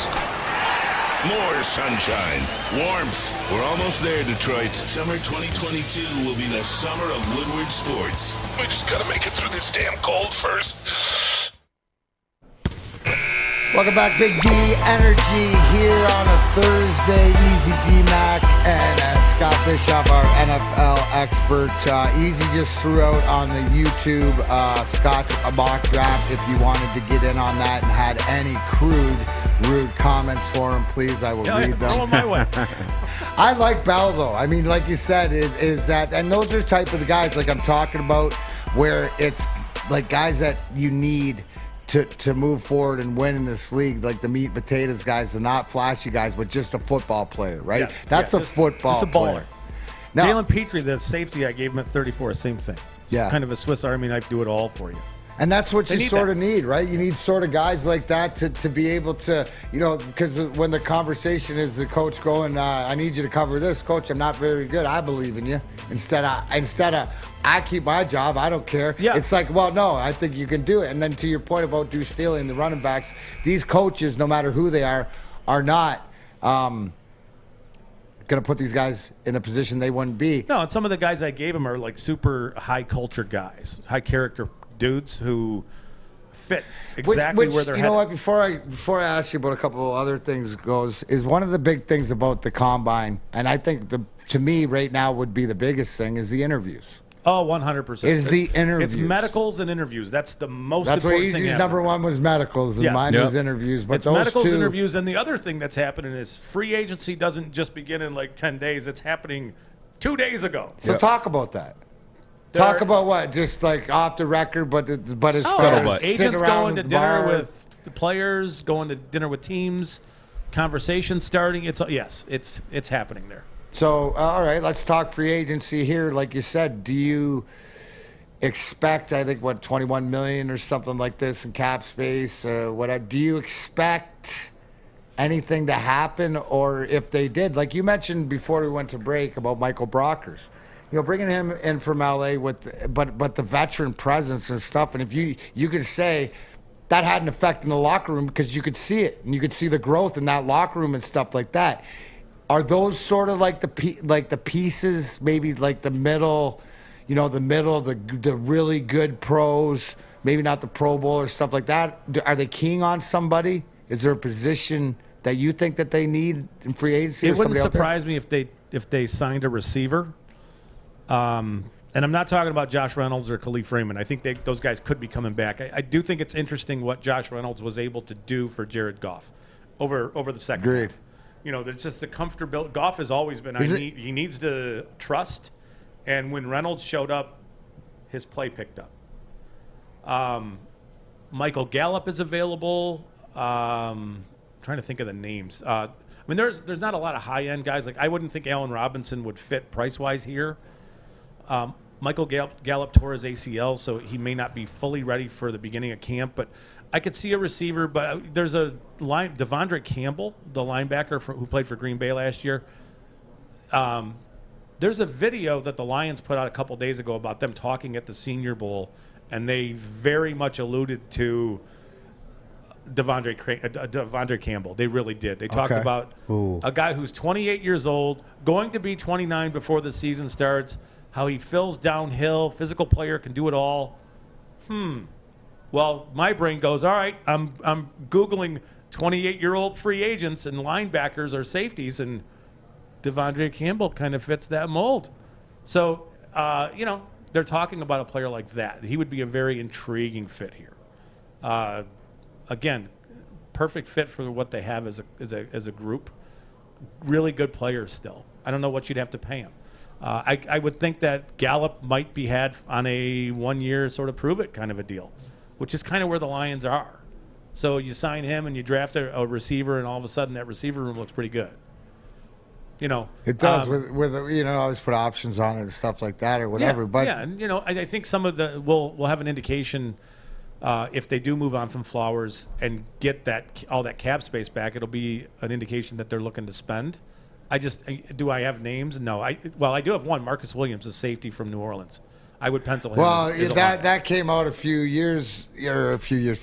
last week or whatever, stuff like that. Just attached to Aaron Glenn. I mean, they were in New Orleans together. They know what he is. You can't dismiss anything that comes out of New Orleans or LA or the Rams just because of the connection there. And you know how sort of conversations that are had. If we're having these conversations now, those conversations have already been had. They already know weeks ago. It's just a matter of can they work the financials out. I was going to say I don't know if we afford him because it was 19.9 right now. Then we have to sign a $10 million cap or draft class. Yeah, but the cap is a figment of our imagination true. Until you only need to be under it for 3 minutes at some point in the year. So there's plenty of space for them to go get Marcus Williams. There is. Yeah. But boy, he would really open some things up for their defense. And even if they do go get Marcus Williams, I still think taking a safety is smart. I don't know what they're going to do with Tracy Walker. My assumption is they re-sign him. But playing Walker and having Marcus Williams and having a Swiss Army knife type who you can play in the box to help you defend the run and cover tight ends and slot receivers, that kind of a player, yeah, sign me up. Is there? Because I'm looking at the mock draft, and I think that our weakest position group is linebacker. Yeah. And I see you didn't address it until late in the third round. Yeah. Why is that? Why the safety and the receivers over the linebackers? So I feel like we're Well, it's just significantly more impactful than it used to be. Okay. The impact for linebackers is, I don't want to say it's not important because that's really underserving the position, but. Mm-hmm. But if you get good safety play and good coverage play and you do bring some pressure, linebackers are helping you in coverage, but, not all that much. They have able-bodied guys. They took Derek Barnes. I think he will end up getting some time to figure it out. I think they'll re-sign Jalen Reeves-Maben. They have, the player I gave him. I think he could be a rock star. Yeah. Not in coverage. Yeah. As a downhill thumper type. That's a guy. Old school type. Leo Chenal from Wisconsin is a guy we should all be paying attention to as far as the Combine. the bench press. Oh, yeah. The dude's a monster. So most guys rep out 225. Right. To see how many they can get. And they're, if you're a 230-pound linebacker and you're popping out 25 of those, it's crazy. He's repping out at 275 and is consistently getting 30 of them at 275. It's a monster. But he is not a player that I would tell you want in coverage. He's more of bring him downhill and just let him wreck stuff. Goal line guy. And blitz. Short yardage guy. Blitz, turn the corner, get through gaps. Good football player. And that's what I was going to ask, because like the linebacker position being the group just being like in despair. When I looked up Asamoah, I saw his speed and him in coverage and stuff like that. Like, is that a guy that could fill that like third safety role almost? You know what I'm saying, a little tweener. Yep. Okay. Yeah. And there's a variety of ways to do it. Like you mentioned, Chad Muma from Wyoming. He's not a stout player against the run, but in coverage, he's legit, and he is fast. He is a 4.5 runner. Can you use a player like that in coverage? Yeah, all day long. You can. They don't have to be big players to run in coverage. So there's a variety of ways to do it. It's just taking linebacker with pick 32 means you're prioritizing the position, and it's not a position that you need to do that with. You just don't. Yeah. All right, you brought up cornerbacks, elephant in the room. Okudah. Is there salvageable? Yeah. Is there something that, like, because that could be, in all things we could be talking about, that's the diamond in the rough if he comes back and somebody can get him to hit potential or use it in a benefit. Do you still have, because I still think that this kid, I like his attitude, you follow him and stuff like this. I think there might be something there, and the talent-wise, well, he's clearly a very talented guy. The injury is what makes it unknown right now. Like, how does he recover from the Achilles? And if he recovers from it like Cam Akers has, then I think you're okay. And I think, worst case scenario for him is maybe he transitions to play safety for you. I was just going to say that. I mean, there's a possibility that could happen. Does he have to play outside corner for them? Well, I mean, yeah, you'd want him to, having picked him at third overall, but that's in the past. It doesn't matter right now. It's what can he do for you going forward to get him going in the right direction. And,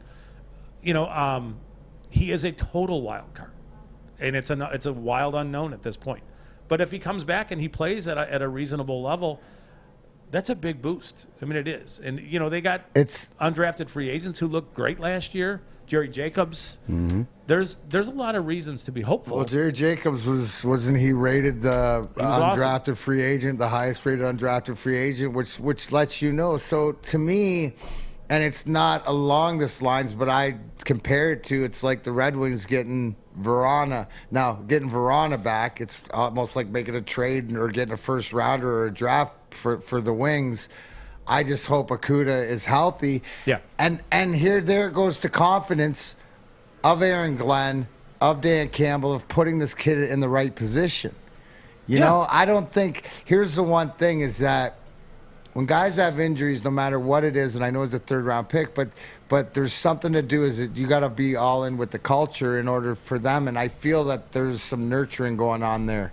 Yeah, I mean, all those guys are relying upon him to come back. They are.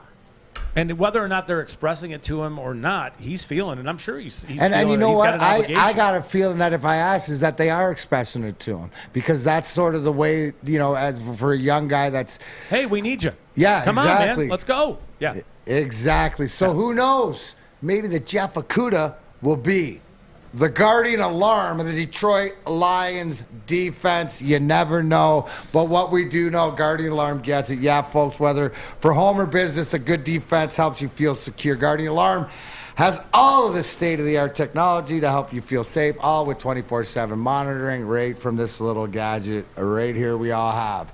That cell phone, control the lights, the temperatures, if it's on fire, the smoke detector, or even the silent killer. carbon monoxide. So if you want to be part of the Woodward Sports Network Big D Energy family, you can. But I need you to call the number today. It is 1-800 Stay out.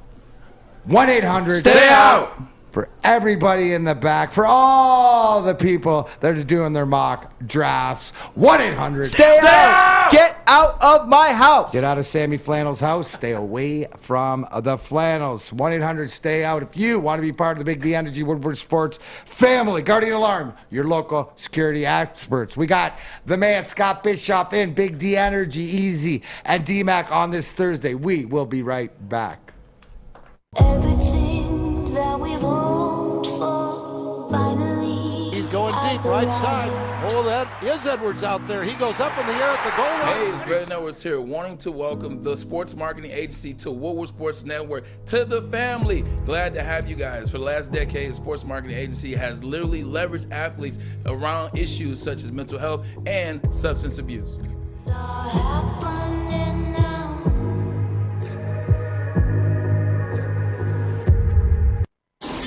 What's the over-under? Should I tease? Who is the lock of the night? Make sure you're watching Woodward Bets to get the latest in sports betting and more. Woodward Bets daily on Woodward Sports. Big D Energy back here on this Thursday. Easy and D-Mac got our boy Scott Bischoff one more second because I think it's very important that you say, man, isn't the combine going on in Indianapolis? Why is their NFL expert not there?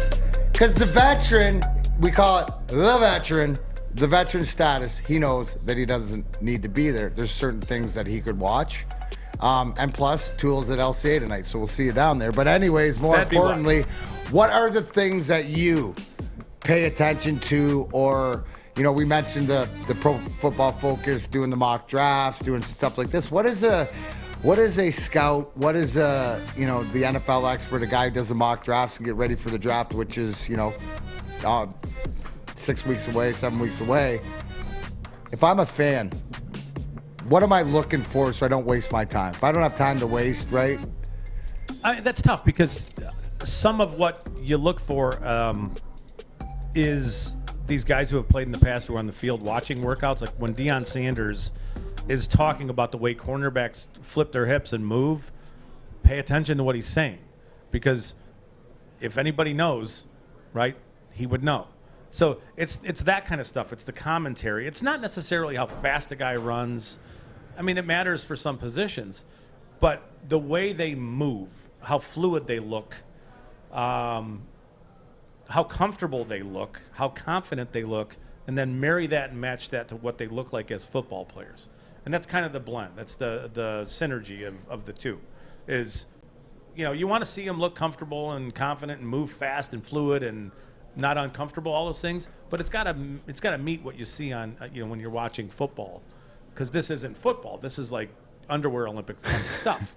So the lingerie bowl. Yeah, it's story. Chris Jones. You guys remember the Chris Jones incident at the Combine? No. Oh, yes. I should not get into this story. Yeah, you got I was it now. watching You it can't with my bring it up. wife. Listen to this. Do you split his pants? I was watching. Yes. The pants just were not capable of holding all that milk. Of holding it all in. So he's like 30 yards down the 40-yard track, and it's like, things flopping around, and it's like, what great advertising. Holy Lord. And my wife says, is that what it's supposed to look like? And I thought, holy shit, this is not good for me. So, yeah, that happened. So hopefully we won't see any of that kind of stuff, but I don't know why I'm telling that story other than to tell you that Kenny Pickett's hand size is the same as mine, which tells you that if I'm running the 40, I'm not. My shorts are not there. There's no problem there. The seam's all good. I probably should go, right? No. That was absolutely brilliant. And no, by the way, did you tell your wife? Absolutely not. That's abnormal. That's crazy. These are rare guys, honey. He got attacked by a whole swarm of wasps before he ran, and he got it checked out. That's way too. But oh man. So is there anybody out there that you're not sold yet that you want more time on? Like you could go either way on, and a guy that could move up your board, or could move down? Because there's got to be like tweeners in there, right? There is, and some of them are injured guys. Like George Pickens, the receiver from Georgia, intrigues me like crazy. It's just how recovered is he from his injury and what? So this is a scenario where 40 and athletic measurables do matter because he's coming off injury. If he runs fast, I think he's going to go a lot earlier than people think because he blocks like a monster and he is he's a dude. It's just how does he look coming off that injury? Justin Ross from Clemson, same thing. If you go back to the 2019 film, he looked like a monster, but he had a pretty serious neck condition where he needed surgery and he missed the season last year. So that kind of stuff. John Mechie from Alabama, receiver, same thing. He tore his ACL. How's the medicals? We'll hear about some of that stuff. They'll get rechecked, that kind of thing. So I'm looking at those guys. Looking at some of the interior defensive players who are disruptive and who can be, guys that you'd want to bring in and put into a rotation who can help you. I do think it's going to be really interesting to see what Hutchinson does here at the Combine. He plays mechanical, so no matter what he does, if he tests through the roof like people expect, he doesn't quite play that fast. It's more robotic in the way he plays, so he doesn't string moves together. It's like this move, then this move, then this move, where some guys are like boom, boom, boom, right? So there's more of a robotic nature in which he plays. That doesn't mean he's ineffective. It's just I think he'll test really well. That kind of stuff. I think that I'm kind of interested to see what happens with Kenny Walker this week, because I do think he could be the first running back off the board. Really? Yeah, he's a good player. He's like really how high? How high? Because usually, we were talking about like running back. I guess mid round 2. Okay. Early to mid round 2 range. Right. That's another position where there's just not a lot of premium on that position anymore. But he's a really good player. He is a guy who I want to see look really comfortable catching the ball because he can block for you. He's a great runner. If he does, I think there's no limitations in what he can give you, for your offense. Do you got a wild? You got a flyer out there that you like a guy that and you mentioned David Bell coming and I wouldn't say he's like a flyer, but that's a football guy. Right? Yeah. Like there's a football guy, like a Cooper Kupp, that's a football guy. You mentioned, when you mentioned Josh Reynolds coming here to give that's the security we saw Brady and Kupp sort of have, and most great quarterbacks, Rodgers, Adams, stuff like this. Is there a guy out there, and whether the Lions, but just a fun guy that you found that to watch, and somebody like a receiver with speed? Maybe this is 40 guys that we're hearing about. Wan'Dale Robinson from Kentucky is a fun guy to watch play. It's a fun guy to watch. Like Debo Light, the way he runs. Really? He's not Debo. So he's not. Nobody's Debo though. Treylon Burks is Debo. Really? He's just a big version of Debo. He's 6'2" and 220 pounds. He's going to run fast. But do they run as angry as Debo does? Oh yeah. Yes. Really? Yes. And I know those are big words, but yeah, they are. He is tough, especially with around. Sam wearing his vintage Debo shirts and his flannels there. You don't want to excite him. It'll be interesting to see what Burks runs. He is fast. They played him a lot out of the slot at Arkansas. They didn't have great quarterback play, but he's a legit. I think he'll be the first receiver taken. Should be a top 10 pick. It's gonna be interesting to see where. Have you seen any of these? And I know you did your mock draft or you did somebody else. Like is there ones? Who do you follow? Like, I mean, is there something out there that you sort of like can give you the inside scoop or to follow just to keep up to? So a lot of that's relationships with agents who talk to other agents and teams. And a lot of times you get manipulated when you have those relationships. So you got to weed out some of the stuff you do here. Like, hey, do you mind putting something on Twitter for me? Yeah, I'm not going to do that because what you're telling me is not true. Right. This dude, beat up somebody at a bar last night. Well, did he? I don't know. Why am I going to put that on Twitter? So you have to kind of weed out some of the crap that you hear, but having relationships with people who talk to, I'll give you an example. Last year, I knew that the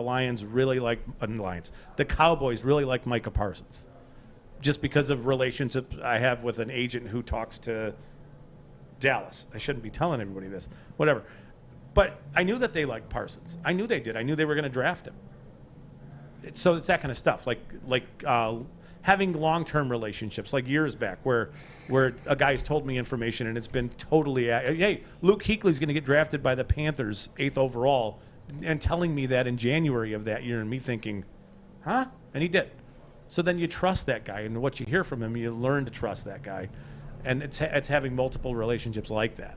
So when just wrapping up the combine, getting ready to the draft and stuff, when do you, like in your mind, what's the date of the draft this year? It's late April. Late April. So when coming around to April, with all the information that you've got, do you have pretty much an idea? And let me just let you in on a little bit without telling you too much. My guy here, when you sit and watch a draft with him, he knows what's going on as far as which way we're going, and it goes through connections and watch our draft show from last year. Like the speculation ahead of time or whatever. But when do you start feeling confident to know which way the draft's going, or do you never know because there's always something? So a couple weeks out, there's a period where it kind of gets a little quiet, and then about a week out, there's nothing.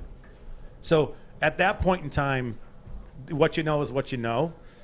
You know which teams like which guys, kind of thing, which teams might be interested in coming up. There's always surprises, like the Justin Fields thing from last year was a bit of a surprise. It doesn't surprise me that the Bears did it. It's just, like how that whole thing shook out. Right. And some of what happened last year. But, I'd say a week out, there's some pretty solid comfort in knowing how it's going to shake out. But even now, I feel pretty comfortable with we still have free agency, and there's a lot of stuff to develop.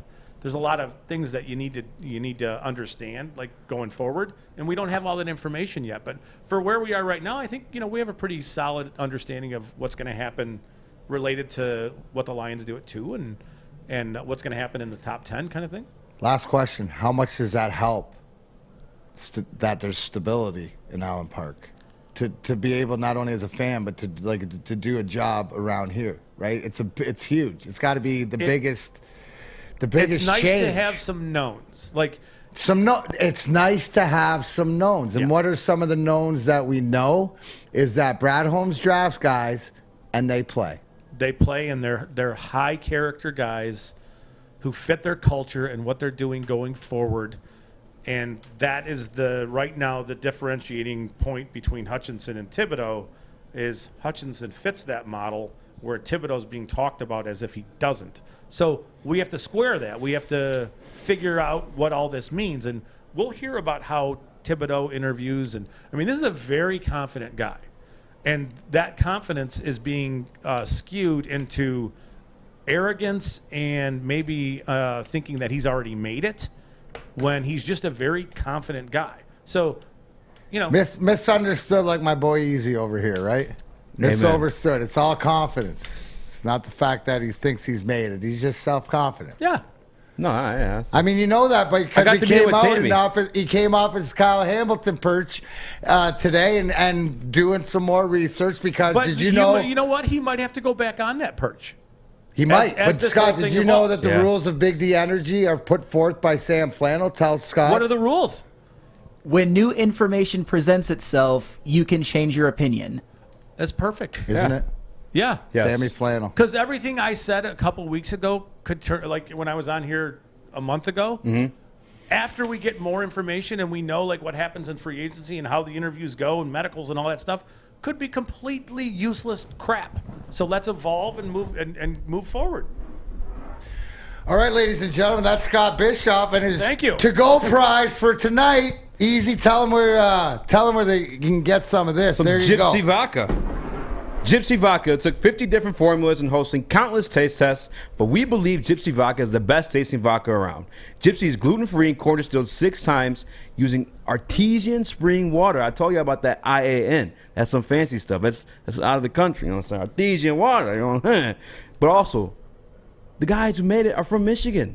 Come on, we know we got to support Michigan. I see you Michigan fans, all you slappies yelling at my guy Corey about the Hutchinson stuff. If you love Michigan that much, get you some Gypsy Vodka. It's Big G Energy. We'll be right back.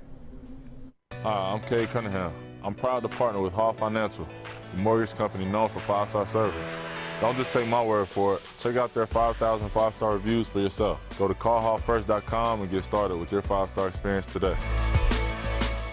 Think you're a big shot? Oh, excuse me, it goes down! Think you can make the big shot? Washington fires and hits! Woodward Sports wants to send you to the finals for college basketball April 2nd through the 4th in New Orleans. That's right, you and a friend in the Big Easy. We'll take care of the airfare, hotel, and tickets to see the finals for college basketball. Listen Monday through Friday to the Morning Woodward Show. Big D Energy. And the bottom line for your chance to qualify. If you can make the big shot, you and a friend are getting out of the cold and to New Orleans. Got it! Keep listening and watching for your next chance to win. Powered by Planet Fitness, Syntron, and the Sports Marketing Agency. And it's over!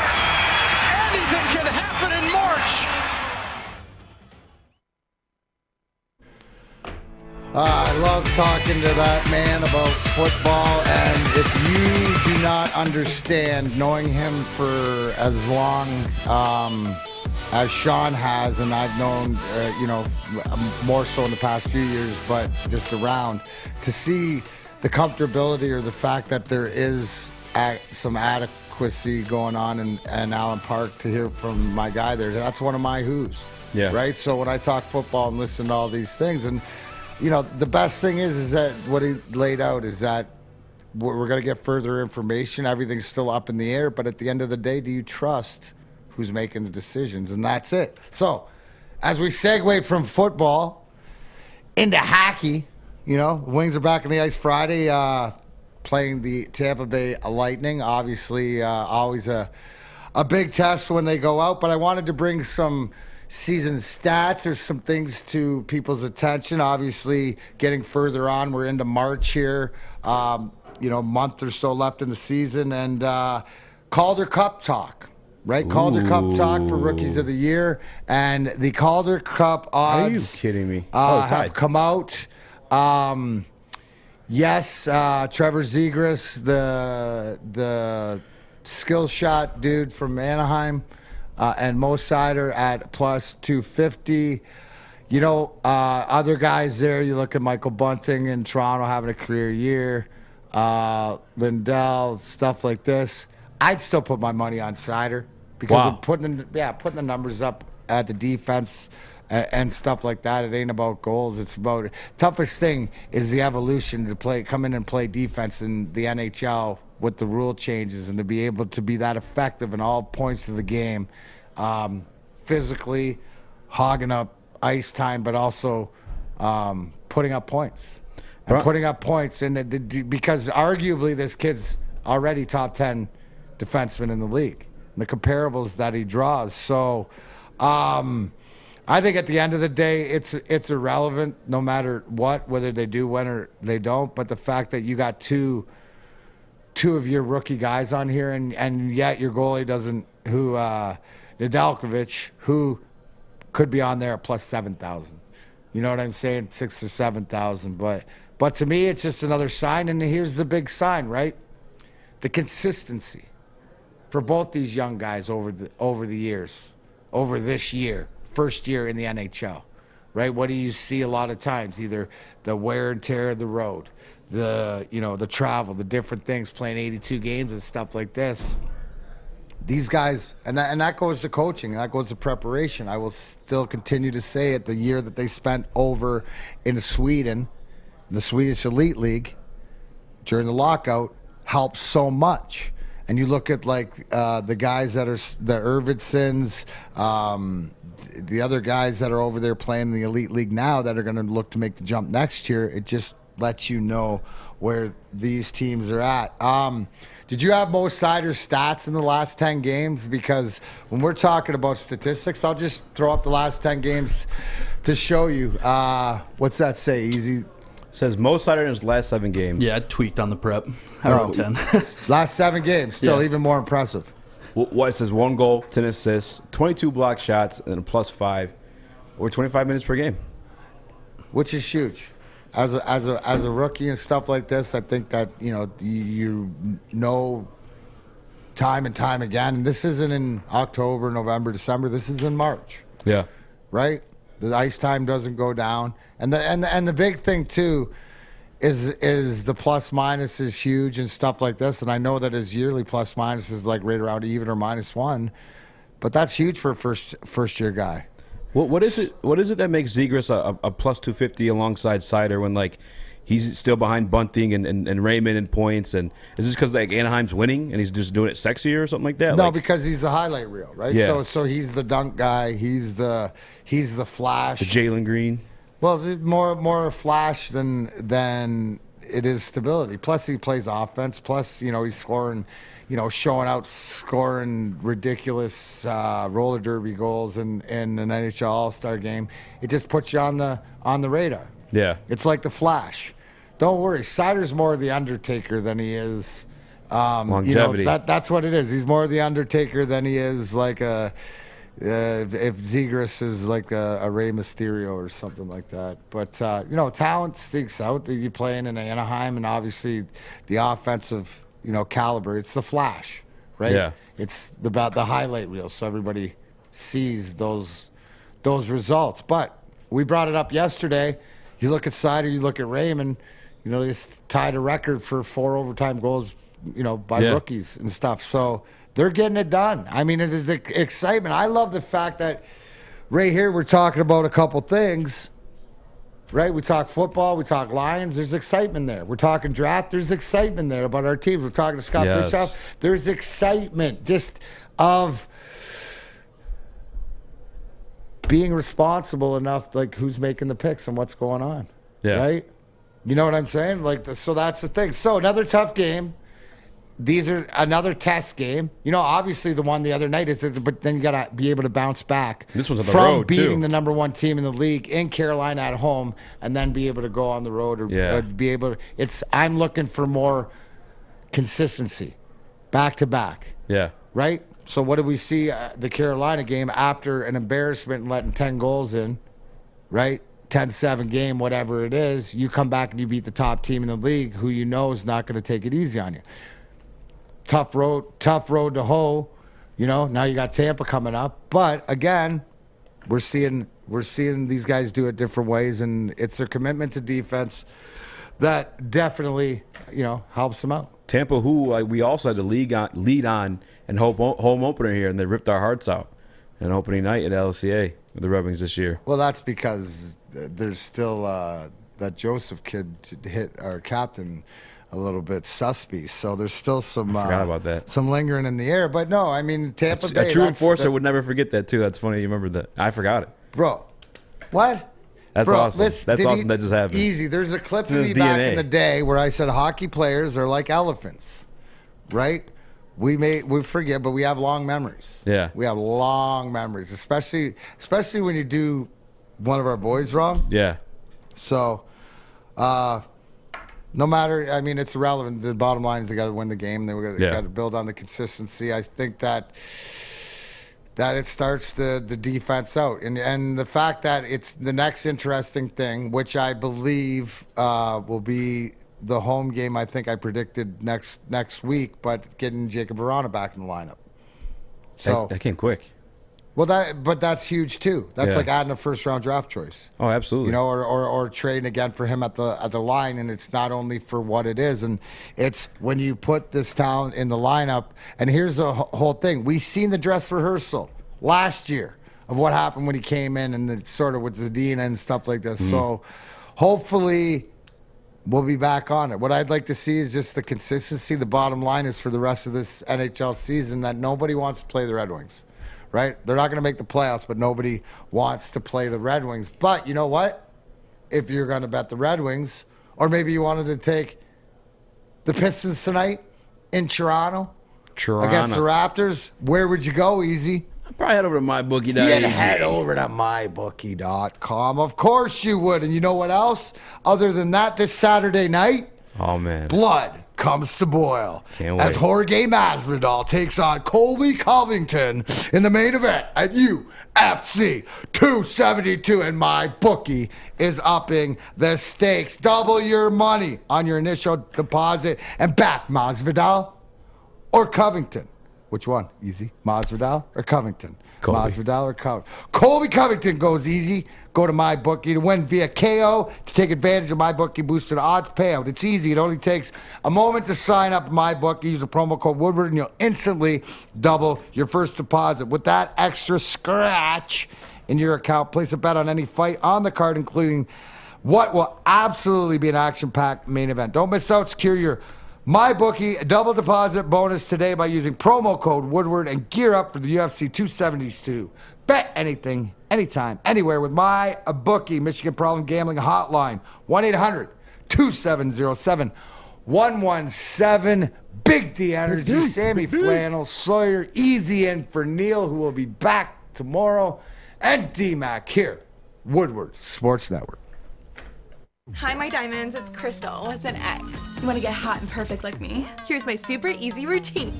Drink at least a gallon of water before you wake up. Attach a weight to everything in your house. Hello? Sell your car and just sprint everywhere. Scream when you exhale. Don't follow Crystal with an X. Do your own thing at Planet Fitness with tons of equipment and free fitness training in our clean and spacious clubs. Join now for just $10 a month and cancel anytime.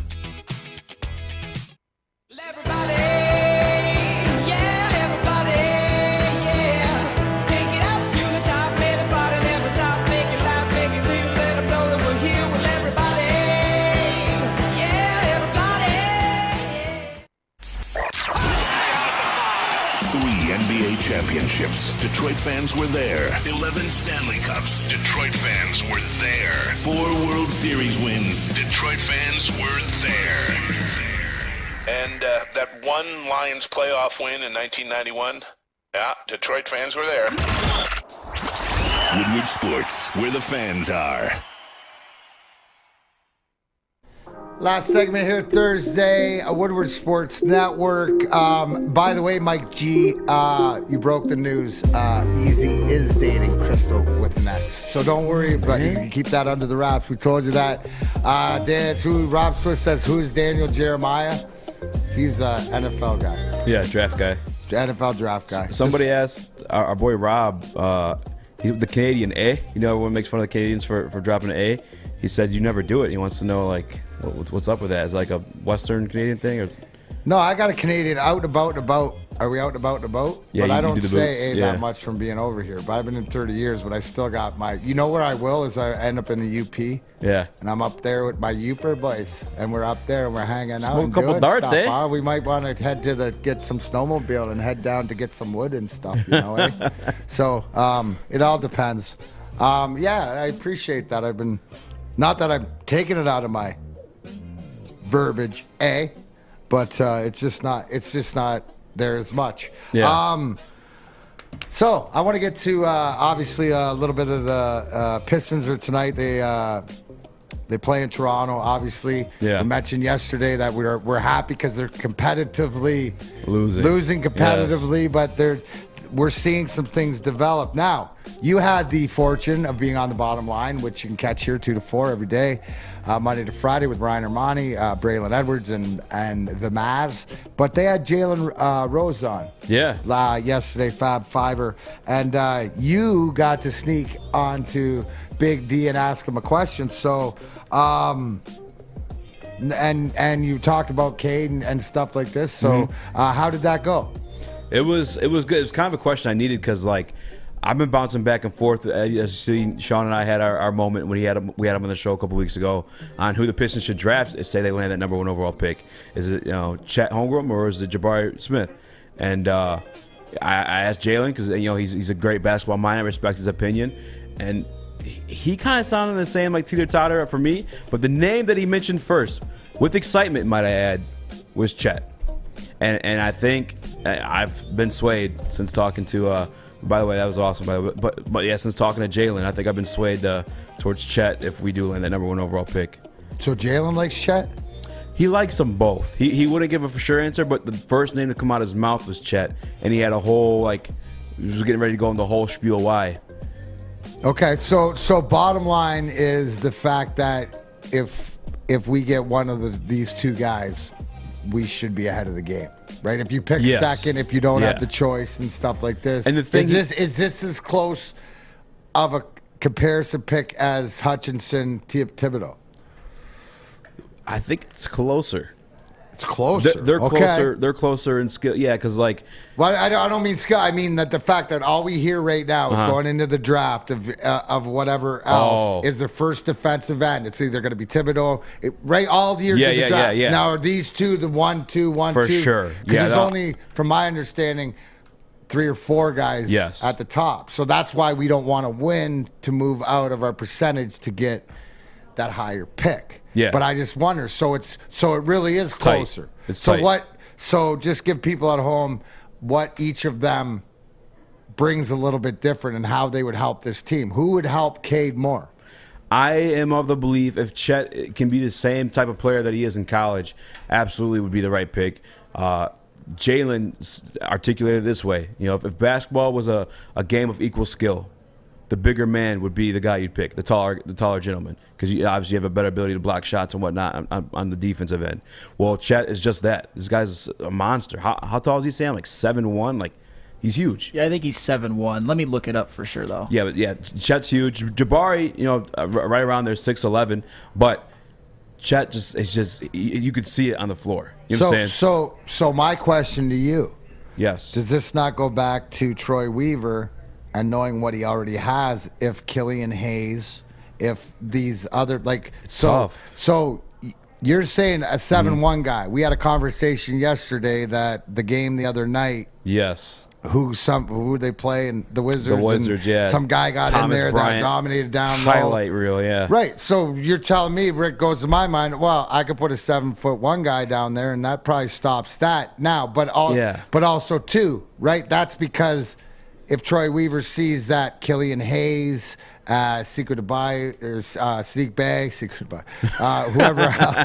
whoever else works well with Cade, has something to build on. That's what I encourage people is watch and see how this team evolves to play with each other the rest of the year. Are they just missing that piece? Does Bagley show that piece of the player, it might not be that guy, but the piece of that player, of the big man down low, like you're talking about, defense and offense. There's a gentleman in this room who's more, I guess, decisive on who we'd pick in that scenario, and his name's Flannel Sam.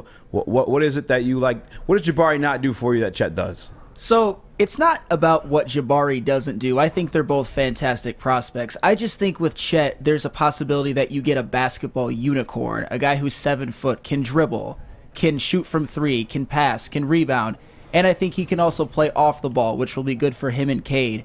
I said last time that his ceiling was a much better Kristaps Porzingis. I will go as far as to say that his ceiling, Kevin Durant. Now Jabari though, where's Jabari with you? Because I understand that with Chet, you see it right away when you watch him play, but why is Jabari in the conversation? Well, Jabari is also he's 6'11". He's also a pretty good shooter. He's plays more down low. He's got more meat on his bones, so he's probably a little bit more NBA ready right now. He's more of a safe pick, if you ask me. Mm-hmm. And Chet is kind of one that can either make your GM a Hall of Famer or he can lose his job. Yes, I'm with you. Who do you see, Sam, better fit right now for this Pistons team? Chet Holmgren. Okay. Yeah. Without a bat in the last, and that's fine. And I love the breakdown, the information that Sam has processed and set it out. He's pretty confident that's where it's at, and that's what you love to hear. Whereas you're getting information, you got information. Thanks again to our boy Scott Bischoff. You can find Bischoff_Scott. We'll have him back on, the experts at the different draft tangibles. I learned a lot about which ones in the combine and why the cone drill's important for interior guys and why the broad jump, to see what your explosiveness is. And also, too, we'll have more of these questions. So stay on top of this. It'll be interesting to see where the Pistons fall in the draft and stuff like that. So